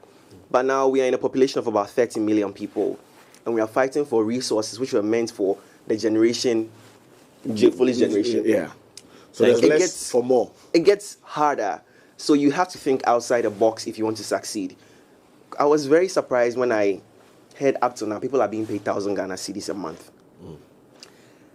Be more surprised. People are being paid less. Yeah, I heard some brands were paying some people 500 cedis for a month. And that is very crazy. Because in this economy, how much do you even spend on fuel? I spend like 1,000 cedis a week on fuel. Multiply that by a month. That is somebody's livelihood by 8. Yeah. That is crazy. And content creation keeps this running. So viability, profitability, everything checks out. Content creation is as viable and lucrative as what we think a 9-to-5 should be. No, it's not. More. Okay. I think it's just like stardom or being a celebrity. As much as there are successful A-listers who will be paid according to what they are worth because of the status they have, there will always be the underground rappers, there will always be the underground content makers, there will always be the TikTokers who are looking for their next break. There will always be people who have the talent. But I mean, there has to be like this perfect confluence where your talent meets opportunity, where your opportunity meets your audience. That's sweet equilibrium position. Because I did economics, I have to throw in the economics. I understand. I can use my parents are listening, so you have to make sure that the school fees was not. It wasn't in vain. In talking about content creation and then audience, right? Attention retention. Let's talk about that, because you realize that with content that you create, constantly there are just a particular group of people who will always comment on your content, who will always engage with you on your content, regardless of which platform. How are you able to retain the attention of these people, and then also for the new people that will get onto your content? That question, before that question comes, actually, let's first even identify what they use to. The tools that you probably would use to create. What are the basic tools that a content creator, as a beginner, starting up, would like need? Content creation for dummies. For that content creation for dummies. Yeah. Before it comes into how they keep them. This answers your question. I like the way you've all raised your mobile phone. Is it a mobile phone or an iPhone? Let's be clear. It's a good phone. A good phone. Yeah, a good phone that has good camera. What is that? Yes. iPhone. Which one? I mean, what? 13 Pro Max. 13 Pro Max. Okay. Basically, and is this like when you reach we are still saving God for mode? the 14? Is this when you reach God mode, then you use this, or you could use like any other phone that has a cool the quality? best in terms of functionality, camera quality, and. Because I started with Huawei Y7, and people still like my content. Yeah. Okay. But you need to have cleaner content, clearer. You can't compare the cameras. Crisp. Exactly. It has to be very. Well, I want to necessarily touch on brands and speak on them, but I mean, look, there's is it Xiaomi or something? Xiaomi. Yeah, there's some crazy phones and brands and camera qualities, But I mean, let's stay off the brands conversation and generalize it. So you're saying you need a device, a powerful, strong, device. Device. It's a recommendation. It's like it's a necessity. Sorry, yes. it's a necessity. Yeah. What about your knowledge? Does it play a role in there in any way? Because there are so many underground content creators, and everyone is looking for the breakthrough. And I was going to ask you about that breakthrough. Which content broke you through?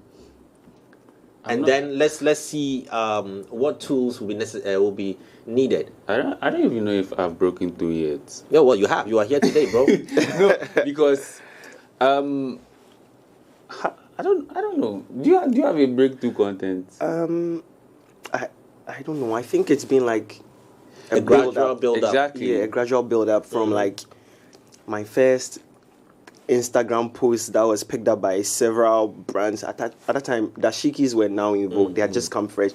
I did this. Let me push you. For example, Nana Blue, whom I've seen her content on your page. Kwame Ato. Exactly. Yes. So Nana has been posting, but Kwame Ato has just spelled it out for her, regardless if she's worked on her social media pages and platforms for years. So there's a certain point where you feel like, no, these videos, this is it for me.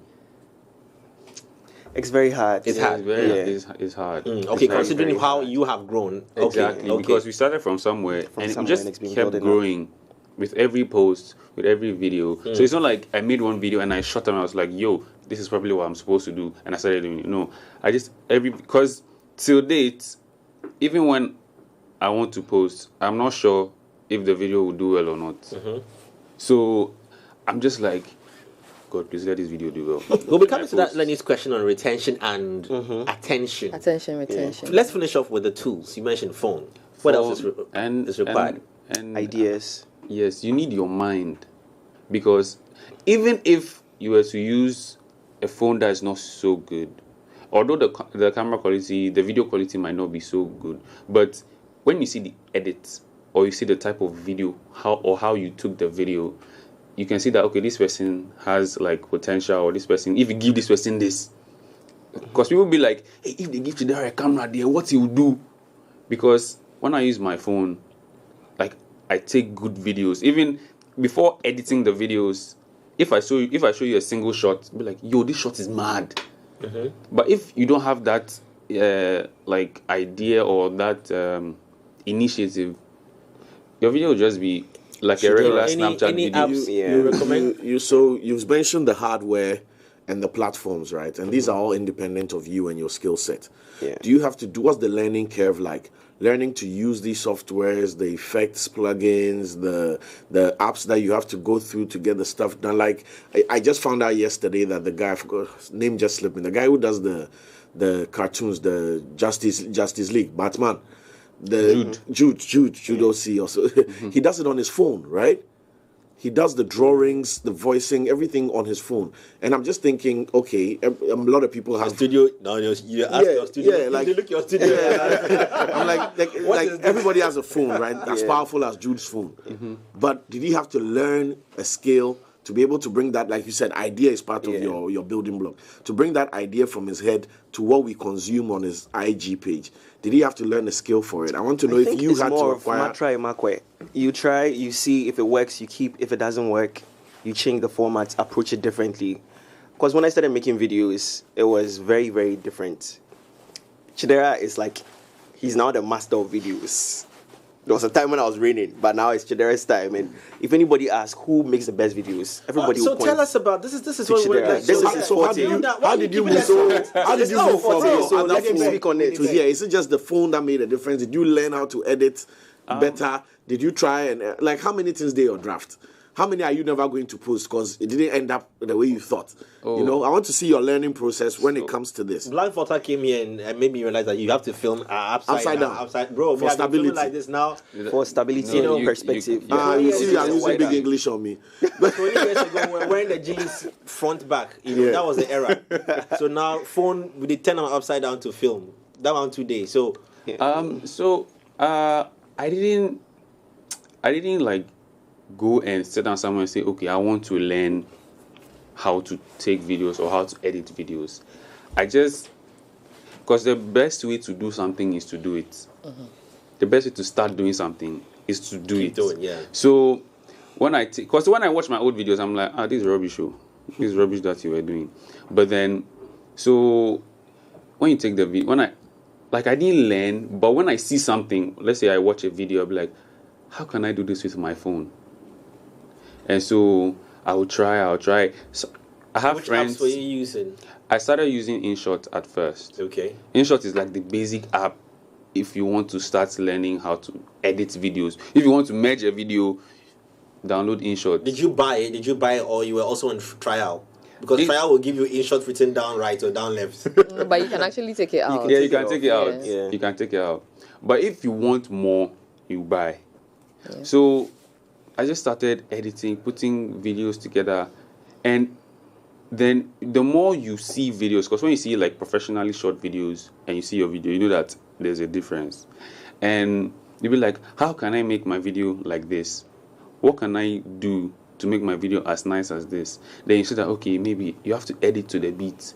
So if the beat does bish and bish in 2 seconds, let me see if I can take a 2-second video that maybe the next transition, the beat will send the people to the next video. So I was just going there. And then when it comes to effects and all of that, that's my friend Robert. He introduced me to an app called VN. VN. Yes. Bro, hold it right there. Don't do too fast. VN. VN. As in VNN. Yes. Hey, so you're not going to take your phone. Like voice notes. you. And listen, I memorize. Listen, I'm quiet. So I used to watch Maraji. Okay. She used to duplicate herself. I'm like, how does she do this? Yeah. I'm like, so my friend showed me VN. He said, oh, it's a masking feature. So you just go to mask, do this. So there and then, I just took a video and I tried it. And I said, oh, this is me here. And this is me here. Content? Yeah, Robert is a content creator. He's a content creator. And he showed me, I was like, oh, this is great. And I just started going. Like, my learning process, I'll say I can attribute maybe 5% to YouTube. And the rest to me just trying. So from there, I mean, I think it's just doing it often and watching more things like and from other other skill around how you because piece your stuff together. I know, okay, I don't have a powerful machine. I don't have a Final Cut. I don't have Premiere Pro to edit with, but I have my phone and there are apps I can do things with.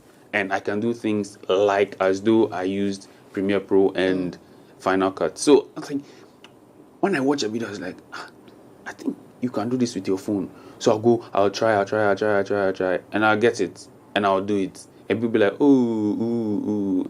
And it's like as if you just did it, but then you kept trying. So it's just keep trying, and then keep watching other videos. Because I followed plenty plenty content creators. Yeah. Hey, what are they? You see, they are Asian, so I don't know how to pronounce their names. All right. So I mean, no. I just want to have a direction of where you've been focused on. Yeah. Oh, the Asian guys, Charlie, they create serious They do content. so well, with their videos. Yeah. There's a guy who I don't know if he's Asian. There's a guy who holds the phone and does Long some. hair. Does it take one take? Yeah, one take. I follow that guy. Yeah, What's one the take. Moir- He just Moir moves around something? with I the. remember. He does it with the cars. He has the long hair. Slow mos and. I don't remember his Yeah. names, but I yes, saw something he- yesterday where he did something with a cup and a stream. He like put the phone upside down in the cup and put the cup on the stream to get the shots of the water going downstream, and then Charlie like with fish. He got the phone back afterwards, right? Yeah, he was walking with the phone. It's a clean stream, so So It's not like what we have. no. We have Milu. Anyway, so it's doing more, and when you watch more people doing content, and you have at least some friends who are doing content as well, you find out about more apps to use. Because right now the app I use is CapCut.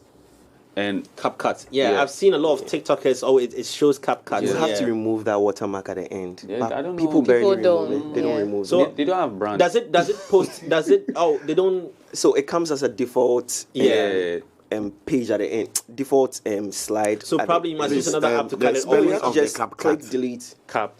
CAP. Yeah, CapCut. Yes. Also, it's the C with the X CapCut. logo thing. I've opened it. That's what I'm asking. Yeah, so, CapCut. Yeah. Okay. So right now that's the app I use because it has more features than InShot. The paid version. CapCut is free. It's free. Okay. There's no paid version. And one thing about InShot I can say is they are always upgrading because they see VN, they what see everybody else is CapCut, doing. and they see that people are moving, so they will quickly like give the same feature that they would have originally put at the paid side for the free side. So when you just have to know what you want. Yeah. Basically, because when you're taking the video, you have to know what you want first.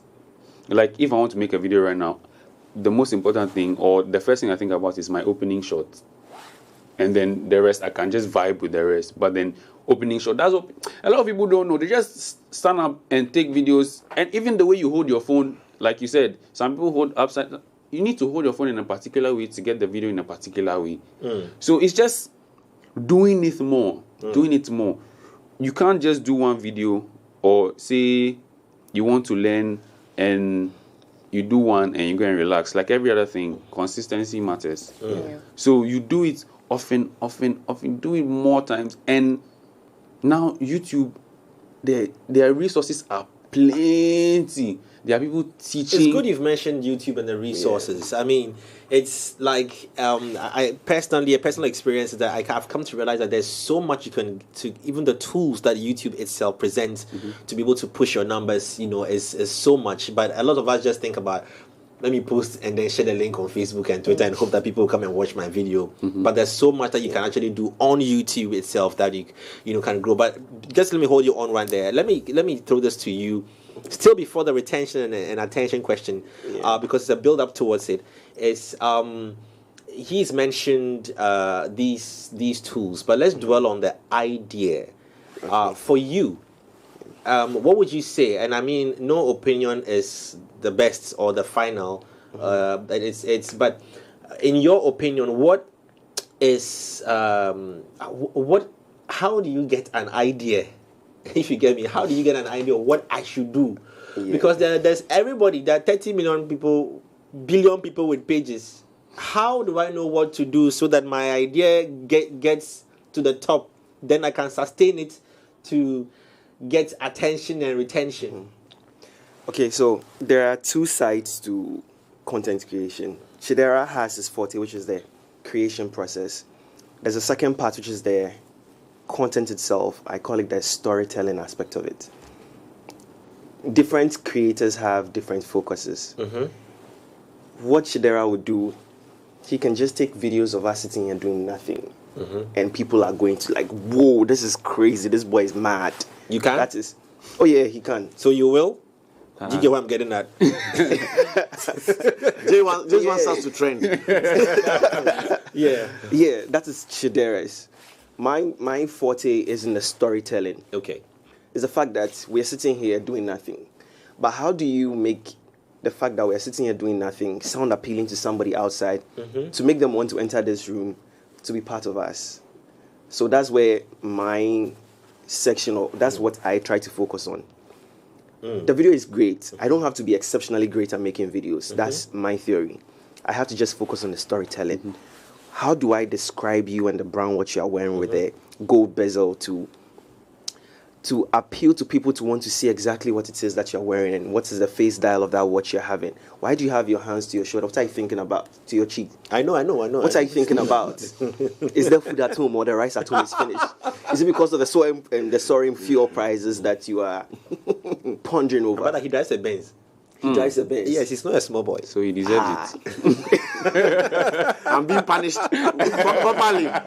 So at this point, if I start describing and asking questions based on the fact that you're sitting like this, it's going to make people more curious as to, what is going on with him? So all of a sudden, people are more interested in you. It's not necessarily about how I capture you. Right. It's just about the story or the idea I've put in people's mind. The greatest storytellers always have the minds of their audiences mesmerized or like pondering over something. So you either focus on the what, how, or why. Intentionally plant these questions in whatever content you provide. So if I was going to post a video of me diving into a pool, coming out and then drinking water, why is he coming out of water to come and drink water? It's something very simple, but it's going to make you ask a question. And the more questions you ask on my content, my videos, my pictures, the more engagement I get. And if you ask a question, there's always going to be somebody who has an opposing view to yours. That person comes on, and before you realize, 2 people are having 6 comments. You have 2,000 followers. He has 2,000 followers. Let's say all of your followers have 100 followers each. Multiply that exponentially. That is the number of reach, the amount of reach I'm getting by just planting a small question. I see why you were your boss's why PA or executive assistant. So for me, the storytelling aspect is crazy. It's very, very important because human beings are accustomed to stories, regardless of whatever it is you. Everything is about storytelling. Even maths, accounting, it tells a story of your financial responsibility in organizations. When it comes to politics, our politicians tell us stories all the time. when it comes to religion, imams, traditional Bible priests. stories. There are so many Bible stories. Literally called Bible stories. Literally. So, well, there's a video of you. I don't know if we are getting this on live TV now. If my producer can confirm that for me, but I mean, I just love the video. You asked the question in this video. The question you asked is, I am asking is, how did he transform from this into almost? It's coming. Almost that. Yeah. So video transitions, cut, paste. Perfect timing. Whoa, that's you, right? Yeah, that's me. But hold on, Charlie, before we've spoken about your content, your creativity, ideation, and all of that. So let's talk still on that, right? Let's talk about teams, right? Because sometimes you don't put this together on your own or by yourself. Surprisingly, many times. Hold on. Yeah.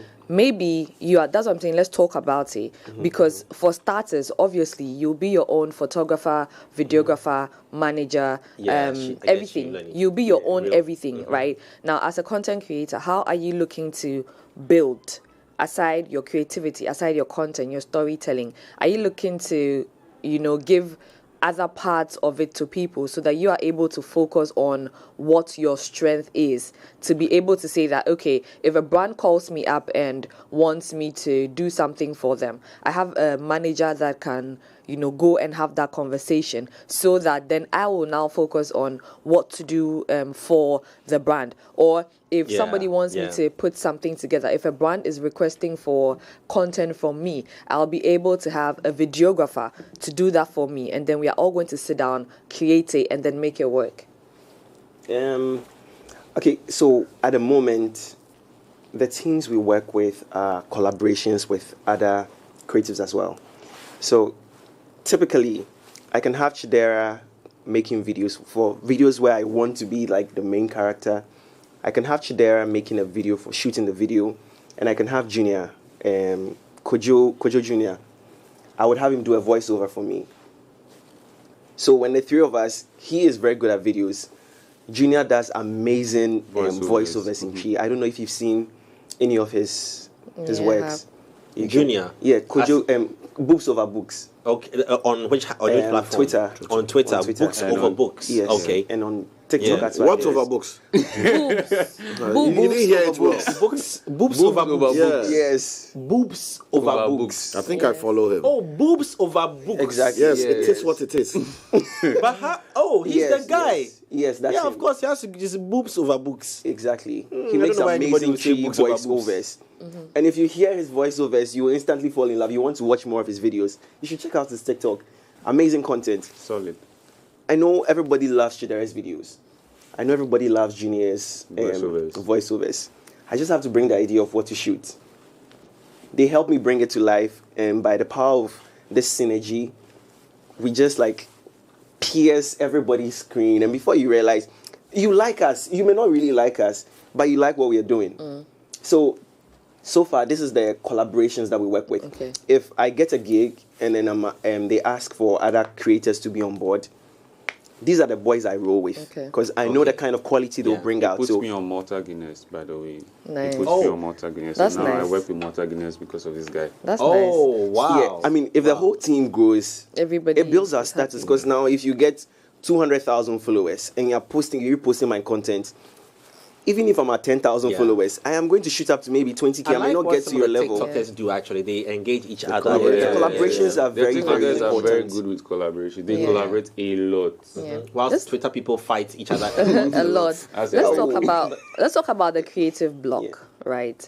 Now you've spoken about consistency and collaborations and having to be creative, put out content. For your creative block, how do you get over that? Because as creators, right, you can't be like a robot.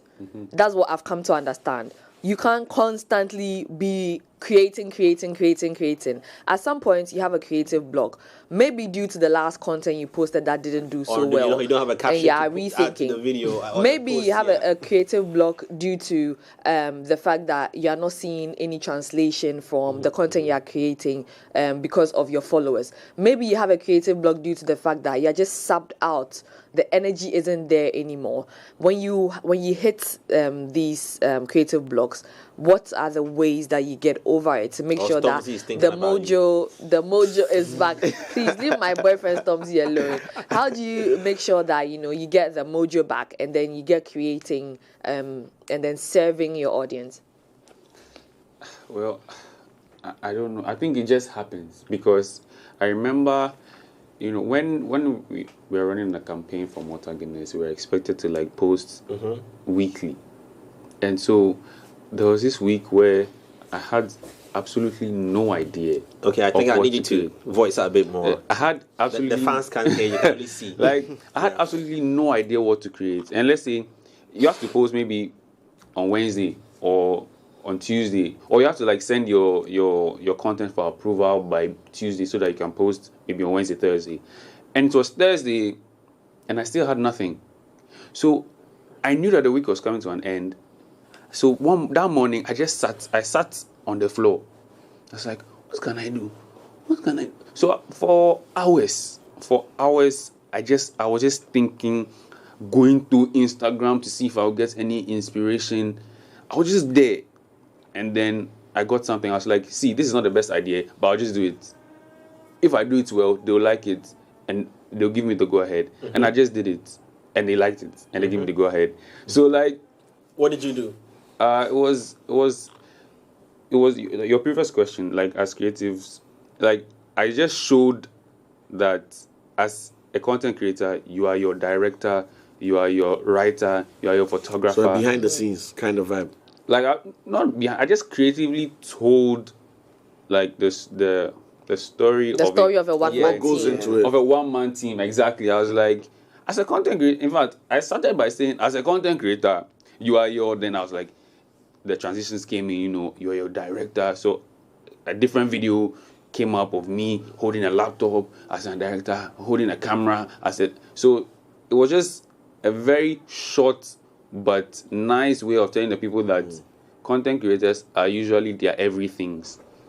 Because me, I don't really like somebody else taking a video of me because I don't feel like they got it. Understand, get it the way you want it to. Exactly. You want it to. It's hard. Only a few people can do that for you. So, and I don't like having to direct somebody for, let's say, I want you to do this so that I can take a video. I don't like that. So, I'm the definition of a one-man team. Until maybe I met Eko, who has taken a couple of videos for me. I have a friend called Chuku. He has taken a couple of videos of me. And I don't really trust anybody else to do that.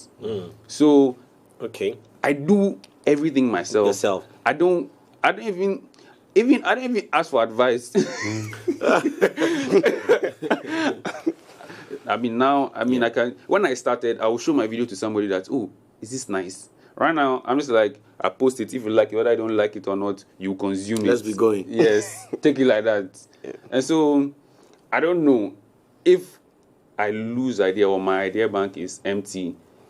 Maybe I just be still and know that God is God. Echo, how do you? Okay, to touch more on what he's saying, there's something that we are doing that subconsciously he may not acknowledge, but working in a group or working with other collaborators has a funny way of keeping you away from writer's block. There's sometimes when we literally have no planned content, but the moment we meet and we go out, content will flow. Not Jimmy Naba. Oh no, we don't. We actually present very classic content. No. When I say Jimmy Naba, I mean I'm talking. Oh yeah. I mean the creative. Okay. Hey bro, what fun is serious? You mentioned something that I'd want you to touch on, like when you land your points, right? From the device to when we go out to all this, what's the budget? How are you starting from scratch? Sure, today, Malta Guinness, blah, blah, blah, blah, blah. But usually it's fuel. Fuel is the biggest problem, man. Fuel is the biggest problem. because we run around a lot. Luckily, we don't really spend when we go out, because mostly we are on events. I think in the past, like 3 months, every weekend is booked. We have an event Saturday, maybe from Friday to Saturday, Sunday. Just come, make content for us. We'll give you drinks. There's food. Sometimes they pay us. So every weekend is booked. All we have to do is buy four. So let's get deeper into this budgeting conversation. Yeah. But what I want to understand is that you guys have taken this on as a business. Like, it's not a hobby, because for a lot of people, when we think about social media and its use as content creators, like, it is something that, on the side, when I'm free, I'll, because maybe for example, and without, if I don't switch my mind to this as a business for me, there is no way I can be a great earner from this I'm doing. Because for me, for example, I haven't crossed over to the point where I say, and I'm very sure many people like me haven't crossed to the point where this is now like, look, I need to make money from this. So yes, I'll sit in my car and I'll drink a bottle of malt, I'll say a few things, or I'll take some videos and put some uncut on there and just try and test the softwares, the apps available. But when I cross over into things, that's where I feel you guys are. What is it costing you now? Because I don't think it's just, you are like us now. You're not like us now. You put right content creators on your handles and things. It's now like a business. That video we just watched on TV for a few seconds ago of you switching from, that's into the suits and everything. Bro, that's work. That is work. Unlike Lenny and I, I'm not being serious, he doesn't even post any videos like that of himself. But Lenny, I mean, on her TikTok, she would put up a statement and mimic something or act something. That's easy to do, I think. No, I don't think so. No, I mean, to mimic lip syncing is hard, bro. No, I mean, there is something to do every time. Find the next statement to say. Yes, but like there's work going into this you're doing. Like this is like Ejuma. What I'm seeing now, did somebody film this for you? No, I use a tripod stand. So how's the tripod stand moving? Keyframing. Yeah. What's that? So you freeze your main screen, and then you have another frame where it's like zoomed out. So the transition from two phones. No, same phone. So it's like, okay, for this frame I'm sitting. I feel like remove the hat. Remove the hat. For this frame I'm sitting. For this next frame I want the camera to be up in my face. So the second frame I'm going to just zoom out, and the transition between this frame where there's a wide angle of me here to the close up, it's called keyframing. So it transitions from like the wider angle to the narrower angle, so that you get the whole thing. So are you saying that it was two different shots? It was the same shot, but I cut it into half. You don't really cut it. Yeah, you don't. I don't get it. So, let him explain. He's a technical guy. So there are a lot of people out there who want to understand. Okay, so you have one video. So I've taken a video of you from I want here. to insult my producer in every but I want to consult Cyril to help. No. We are bigger than them. We are bigger than them. They haven't taken their medication in there. We are bigger than them. So you take one, like a static video of yourself. Yeah. And then when you go onto the app. Okay. Of doing whatever you intend to do. Yes. Yeah. Okay. Static video. Yeah. There's an option to keyframe. Okay. Is there? On which app would that be? Any of the apps? All the apps now have, in short, CapCut V, and they have Video Leap. They have keyframe. Okay. The shape is like this. It's like, is it a prism? I don't know. Okay. What shape? So you. Yeah. It's a diamond shape. When I say hype, when I stop, don't get close to me. So you say prism. I don't know. Diamond. It's a prism. Prism is a, so you just like a square. So in the beginning of your video, or where you want to start the keyframing, or where you want the zooming to happen, yes, you keyframe there. So you click it and it appears on that part. Okay. That's what Jay wants to hear. Click it. Keyframe. And then at the point you want it to zoom, to get the zoom to get to, you go to that point and also click it. So it's like setting the automatic zoom. Yes. Okay. So now from this point to that point, at this side, it's still the normal video. But when you go to the second place to keyframe, then you zoom in. Oh, okay. So now when you leave it to play, it starts zooming in from that point. Yes, okay. So from the wide what that to the, does to the is it close prevents your from the videos lower. from being boring. Yeah. The same reason why you have multiple cameras in the And the studio, same reason so why he noticed it. exactly. It makes it more exciting than having like a flat screen on you throughout the entire. And it helps those who don't have anybody to video them. Yes, because record I've seen a lot of keyframing in so many videos, and I was wondering which camera person was doing the shoots for them, because the person was really How did you get the camera stable under the water before the dive? Someone was holding it. Okay. So, And on the you see- contrary, you don't keep it stable. You make sure there are movements, Movements so in that it. it helps in the transition. If it's stable, no two human hands are ever It was stable. stable, so it will be a but jagged. if there is a movement, you can cut in between, and it the blends. transition blends it perfectly. You see, for this particular video, you see when I said I don't like let people take videos of me like that, someone was taking the video of me. Me, I don't dive into pools like that, but because he wasn't getting the video, I dove like 10 times into the water. My body, sometimes you don't dive well, so the water will slap you. So let me bring all these ideas into the cost. You know, these apps and things you invest in, are you buying to get some of these features? You know, Someday you Yes, buy. you have to buy. Some apps, thankfully, are free, but some apps, if you want more from them, You have to buy. Like I use Video Leap. Video Leap, you would have to buy the extra features. I also use Video And Video Leap is expensive. Use the free. I mean, if you want to use the extra juicy, saucy features, you'd have to pay for them. But then they give very clean outcomes. So In monetizing your content, what has been the point where you've had the coldest feet? Because at some point, you know your value, you know your worth, right?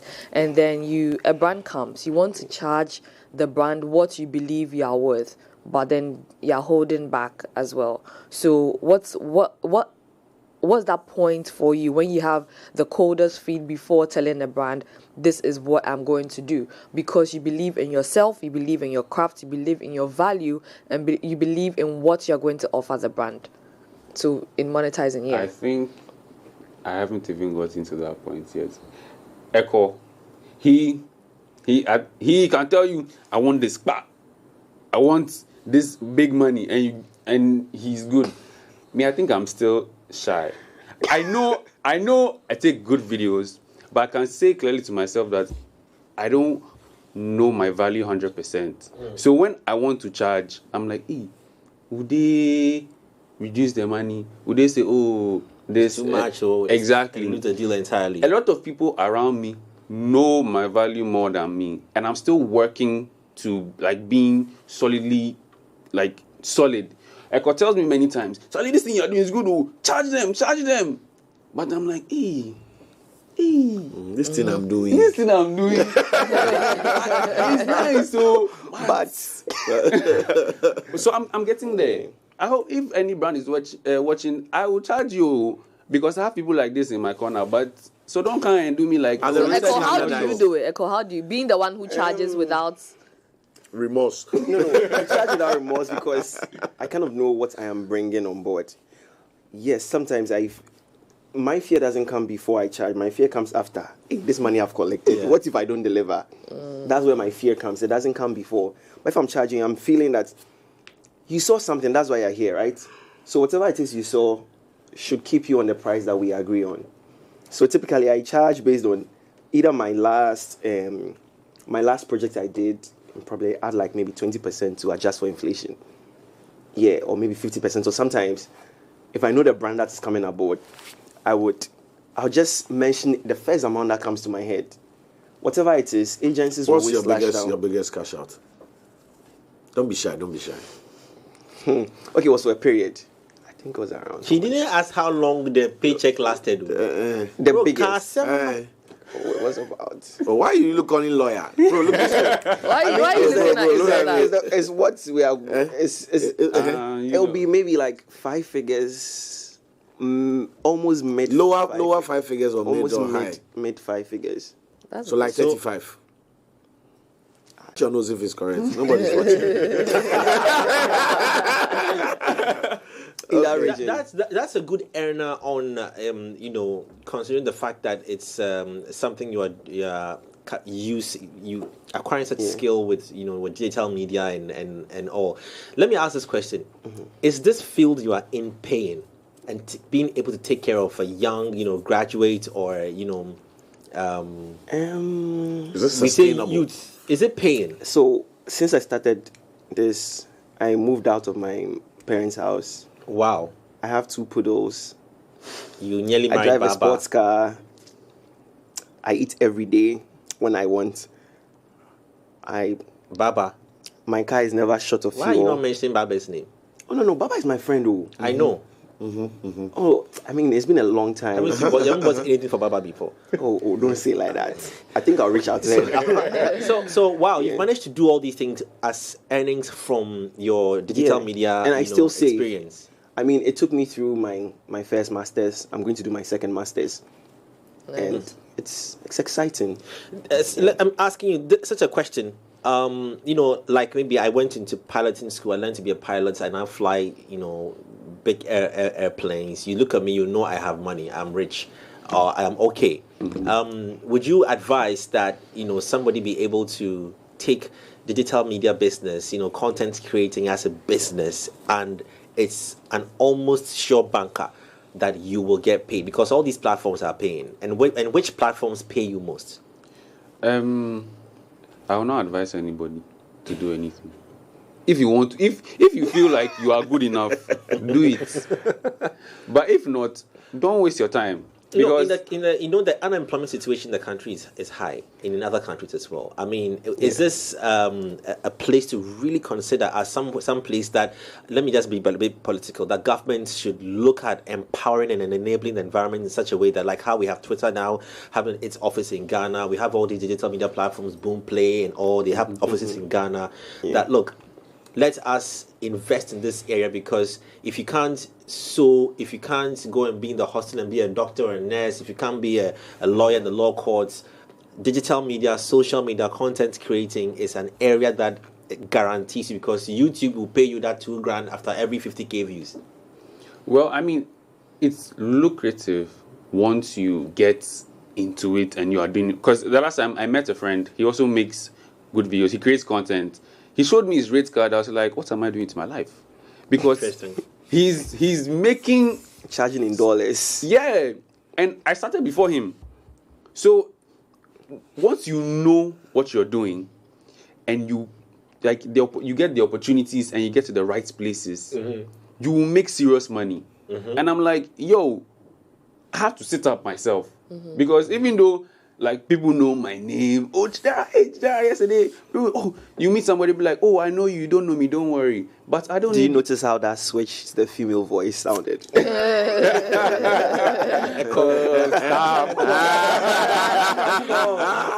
didn't say, oh, I know you. Oh man, the demographic of that. She said, oh, Charlie, I know you.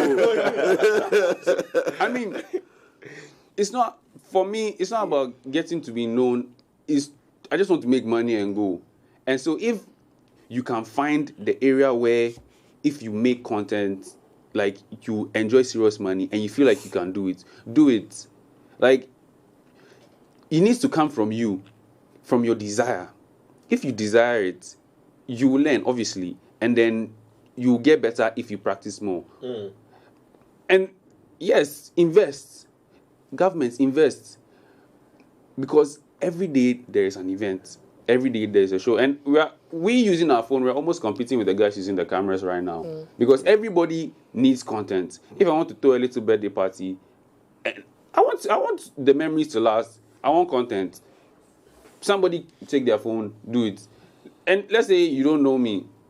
Like the last time somebody said, oh, how much do you charge to do content for a bridal shower? I'm like, okay. They don't want to go and hire someone with a camera and gimbal and all of that. And so, like, it's something that is lucrative once you get into it and you know, like, let's say your name gets out there, basically. Because just like rappers, people are making serious money from rapping and singing and being a musician, whilst there are millions of underground rappers who are equally as good, but their names are not there. Yes, there's always the top 1%. Speaking of which, right, there are two schools of thoughts when it comes to content.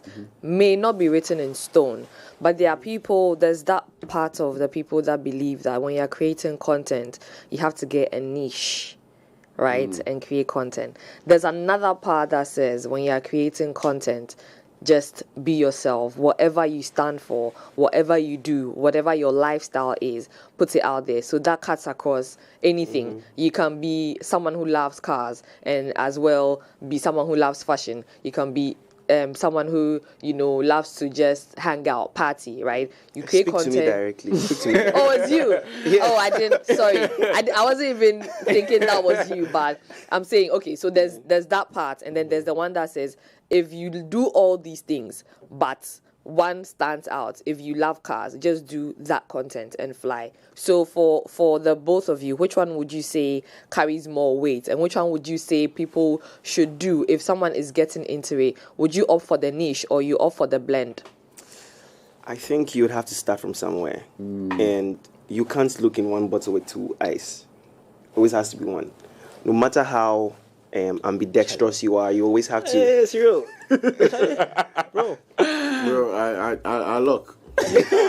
You can't look into the bottle with two eyes. Yeah. Wow. Yeah. So you know, if you watch it with two eyes. No, if you watch. Yeah. Thank God for hands. That's a great one. I'll keep this question. No matter how many things you think you are juggling, you always have to give attention to one thing. So I started with my suits. I would always wear suits, and that's where a chunk of my followers grew from. After a while, I became known as the malt guy because I was drinking Water Guinness. Then I became the dog parent because I got a dog and I wouldn't shut up about it. And then from there, I was going on a lot of dates. I became known as the calendar guy or whatever it was that they called me. Then I started cooking. Then I started cooking.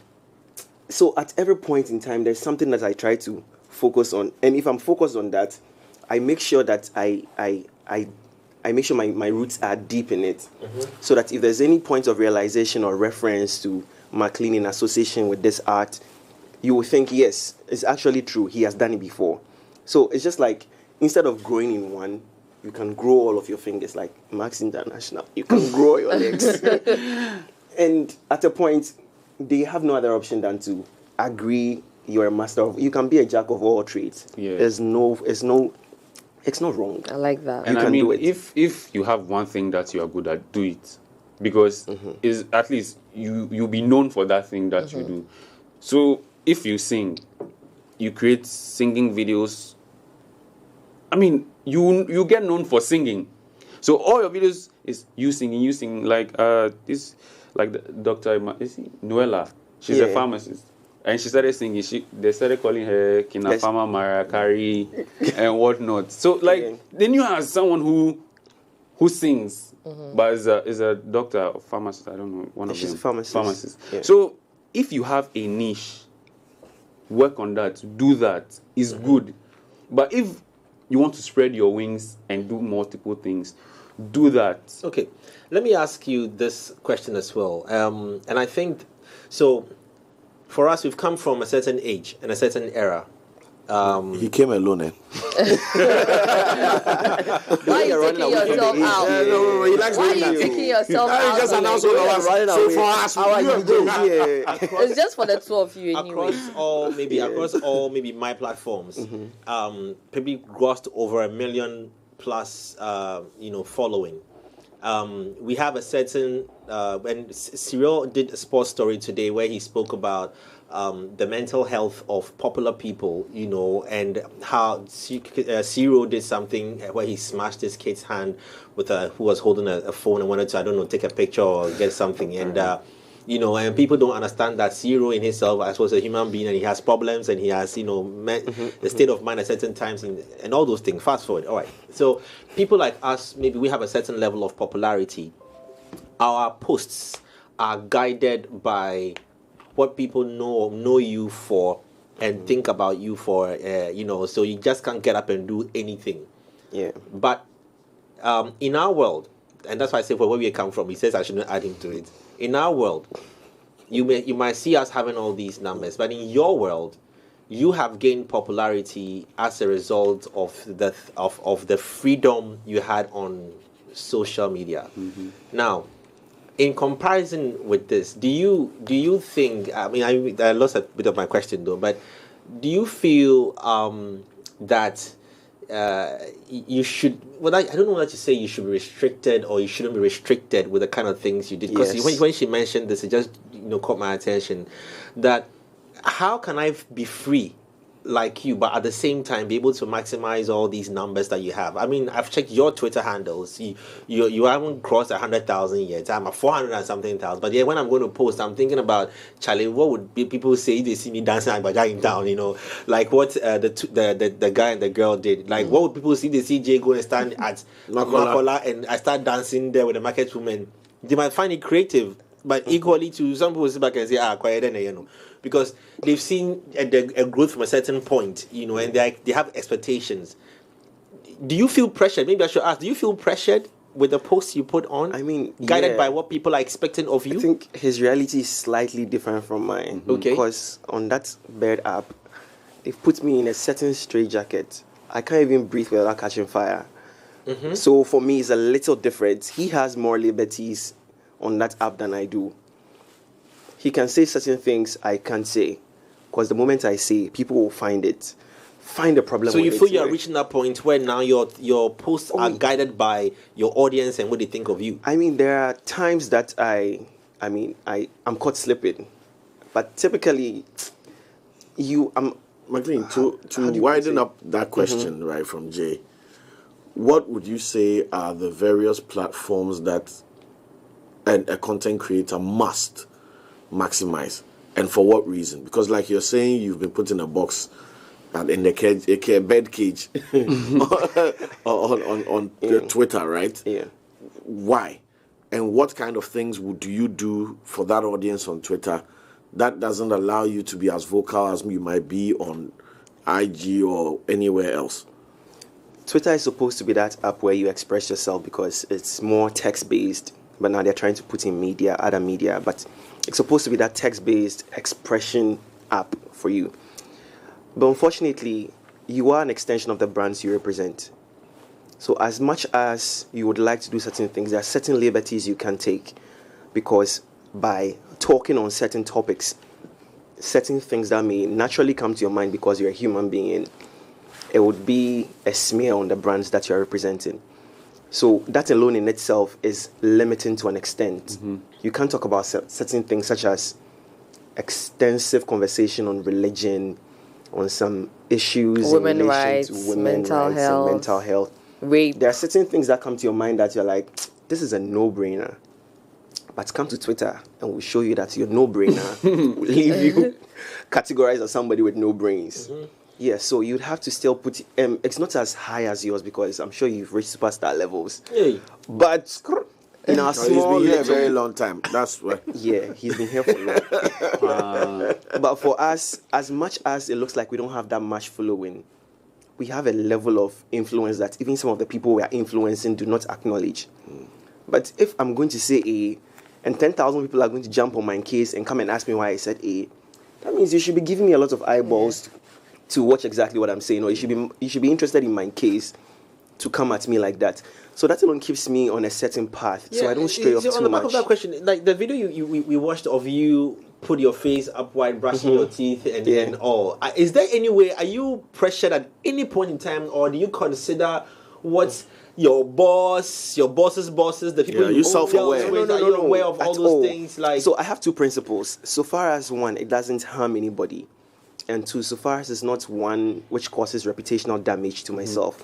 I mean, what's the worst story you could tell of me putting something white on a skincare? What is the worst story you can spin of me having skincare? Unless you're going to question Let me throw the same question to Lenny. Would you put, because I know some women are very particular about, things like... So with beauty content creation, beauty is broad. I do beauty content creation. So there's skincare in there, there's makeup in there. So I think that's not a big deal for me if I have to do those things, because obviously these are things that I talk about and touch on because mainly more conversational. Like I'm thinking that if I do that to my face and I do any yawa, they will go and screenshot that it. part. And So it is reality check. Like these are things that hits me. But are you overthinking it? Yeah, that'll be because you are putting too much thought. That's PTSD. You're putting too much thought into what you are doing. Yeah, but it's really working on you. No, it is. As much as it's guiding you, it limits you to an extent. And there are a lot Recently, of people, I got my nails done. Let's talk about. Let's pick an artist like let's say Sarkodie, who has been on the whose branding online has been. And he puts a certain level of luxury, class, decency, elegance, discipline, and all that. Do you feel as content creators, because he's also a content creator, making music, do you feel that people like that are pressured by what they have established and to maintain that? So because of that, they dare not. Would you see a Sarkodie doing what you did? I mean, if Sarkodie did what I did, trust me, it's going to be huge. Blow. It's going to be massive for him. I tell you what, it's going I have to a picture influence more of people. him wearing a wig. Okay.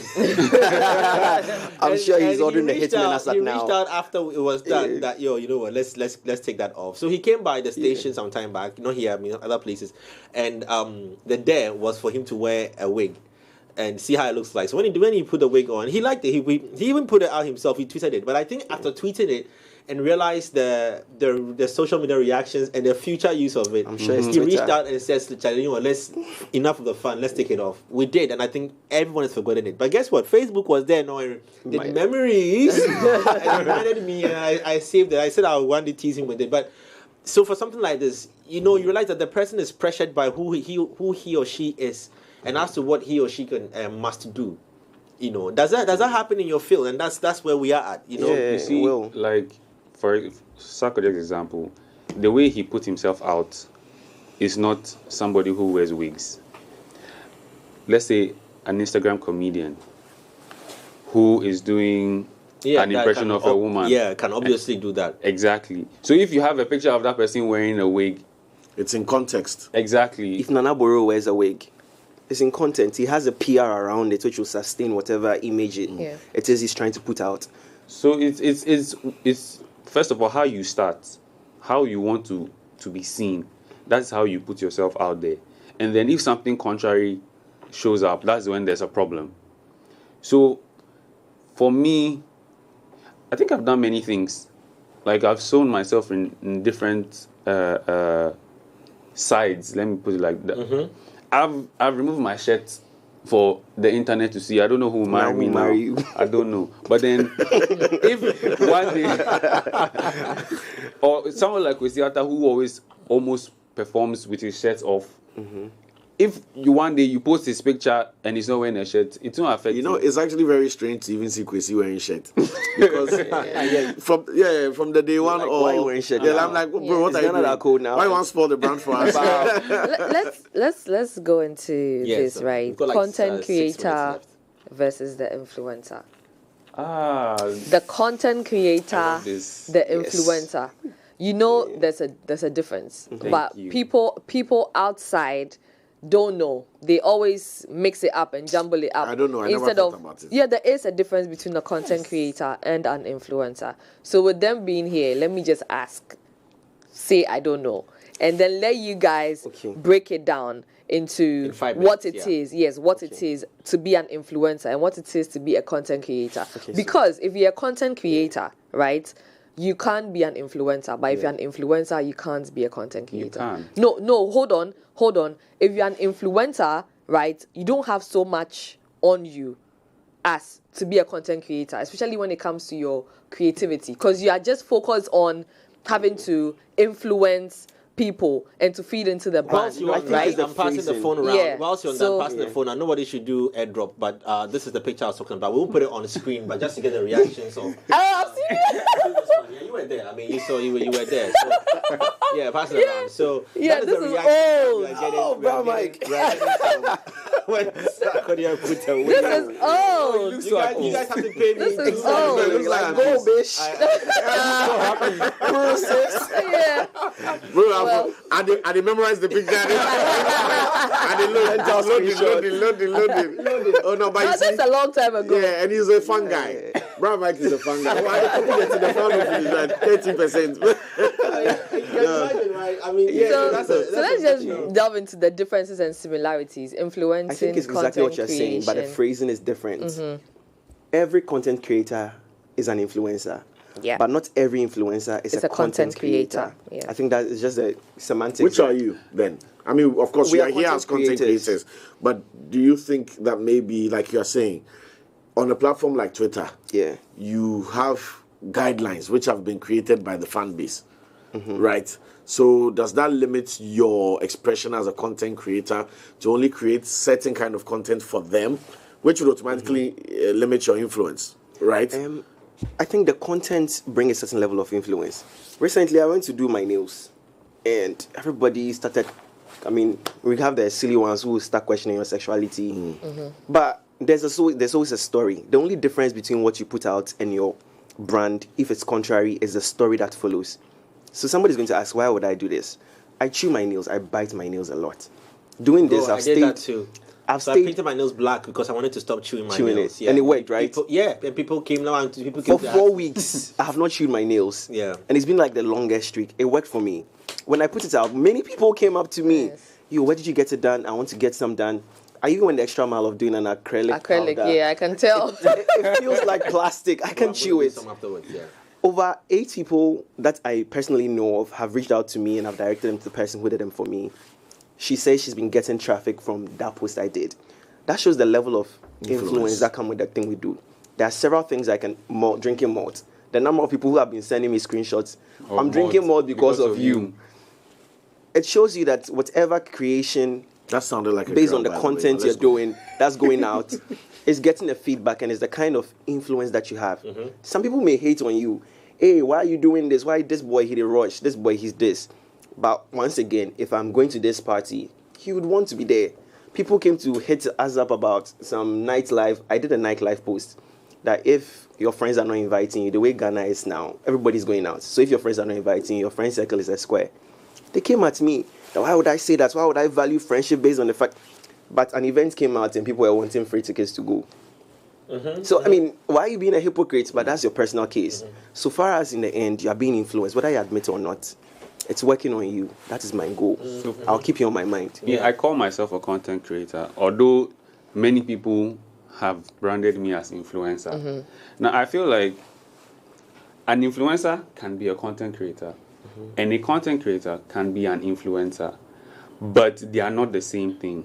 Because somebody can just be creating content for creating content's sake. And not even for themselves, but for the brands. Exactly. You can be behind. I was reached out by some people that, want to like create content for us. No, you won't be the face or anything. And I'm like, I mean, that's fine. You create the content. You have done it. You know that this is it's just like music video directors. They are content creators. But the only way you can call them influencer is if you like their videos and you want to do something like that. Now, you can influence people without knowing you are influencing people. That it doesn't give you the tag as an influencer. But then you are, because everybody in some way has maybe influenced somebody to do something. But then if you have the label as an influencer, your job is to influence. Your job is to get people. The pressure is getting worse. So now, how do you influence the people? You can maybe just take a picture. I mean, pictures are content anyway. Yeah, we have a minute left. But you can sit down, think of an idea, put it together, and release some powerful content. And it will, in the end, in the grand scheme of things, help you influence. So you can be an influencer without being a content creator. Thank God TikTok at least gives us the feature where people can duet your stuff or pick up your stuff and do it. So you can go and see how many people you have influenced. Right. And some videos have really gone viral, Even and Instagram I don't know which video has done it for you so far. Which videos, just to wrap it up, which videos have been your all-time favorite videos that you've seen, from a content creator or an influencer, that has just done it for you? For me, I want to give There's a lot. shouts to this guy. First off, to Akabeneza or yeah. I find him very entertaining, you know, Very. and I love his content. It just does it for me. And then there's this guy on another station who people pick his submissions a lot and use it to do a lot of videos. You know, there's this short guy. You know the guy I'm talking about. Oh, the name just left my head. He's very funny. He's short. He's the short guy. He is super He mixes funny chi and very and sarcastic English. and English. Oh, yeah. damn. Wait, which guy is that? I think No. I He has a forgotten the really station. funny either name. on Rainbow, one of those local stations as What well. did he say? No, he said his opinions in things are crazy. Is it how do you call it? The guy who says he's Queen Elizabeth's son. Yeah, he says things. I don't know if he Yeah, said a he lot owns of a private jet. Yeah. He's very rich. He's the I like richest that man in content. Ghana. It's funny how they remember his height, but not the name. Yeah. Oh, he's short. Oh, anyway, our time is up though. We have to go. But thank you so much to Echo and Chidera. Really appreciate you guys coming through. We've had a Definitely very good inspired. conversation. I have to make content. Yeah, I mean, You should. Things. CapCut, I'm going to check it out. VN, I'm going to check it out. I'm going to stop the free So trial. you mentioned on Video Ape. Video Leap. Video Leap. Video Leap. No, but I mentioned something ape when too. I I heard said ape. There's no ape. Hypo, I was attacked. When you said Prism, I don't know why I kept quiet. Video Ape. you have to be the last go. I should have really shut up. I should have really shut up. Like backstage. oh. Yeah, backstage question. I don't know, bro. You triggered me when you looked at me. You had a friendly face. It was a trap. Wow, is it because I'm black? Yeah, it's because you're black. Thank you so much, guys. And amazing. I was looking out for, I think I like the video we just also watched of you jumping on the bed and going in there and you switching, from that to, that's Video Ape or not Video Ape. Video Leap. Charlie, hold up. Yeah, We so, might create our own app there. Yeah, we will. yeah, I know. I've patented that, please. Video. Ape. Yeah. That's right. All right, so thank you so much. Lenny, will you pray for us before we go? Father, in the name of Jesus, we commit ourselves into your hands. Commit the day into your hands. Bless us, bless the day in Jesus' name. Amen. Amen. Only your culture daily. He wasn't expecting that, Only right? your culture daily. He wasn't See the way she wrapped the expecting that. prayer. She has them in draft. She has them in draft. Jay wasn't expecting that. I know, she caught me off guard. I like that. But anyway, thank you so much. And coming up next, we've got more videos lined up for you with a massive playlist right here on 3 Music, and also soak some more on Plus 89.9 FM. You can't go wrong with that one. And on that note, my name is Jay Foley. I've been here with Lenny. The name is C-Real. Have a nice day. Have a nice day, and we're out. Chat-town.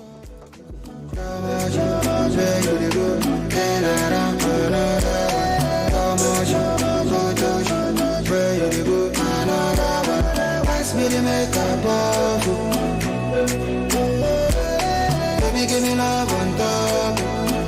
I want to touch you. Come on, say you the good. Then I'm on where you the good. Man, I bring you on your body. Up in the mansion, see where they Johnny, yo. Give me the sitting from the balcony. And then make you some agony. Woman, your body bad, oh. This love you told me. I wanna know how you get it in from. Me not see no way the ring down. Girl, I want from the ring down.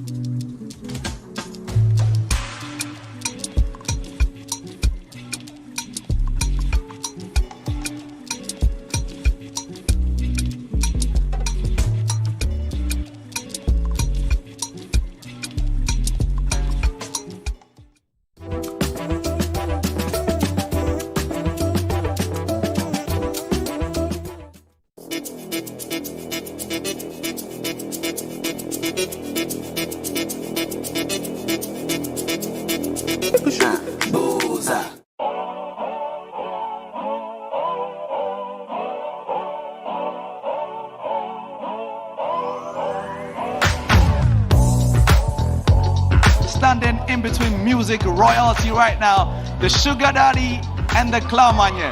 Make some noise. They loved her. They loved her. I absolutely love Herman Suede and I absolutely love Young Dev.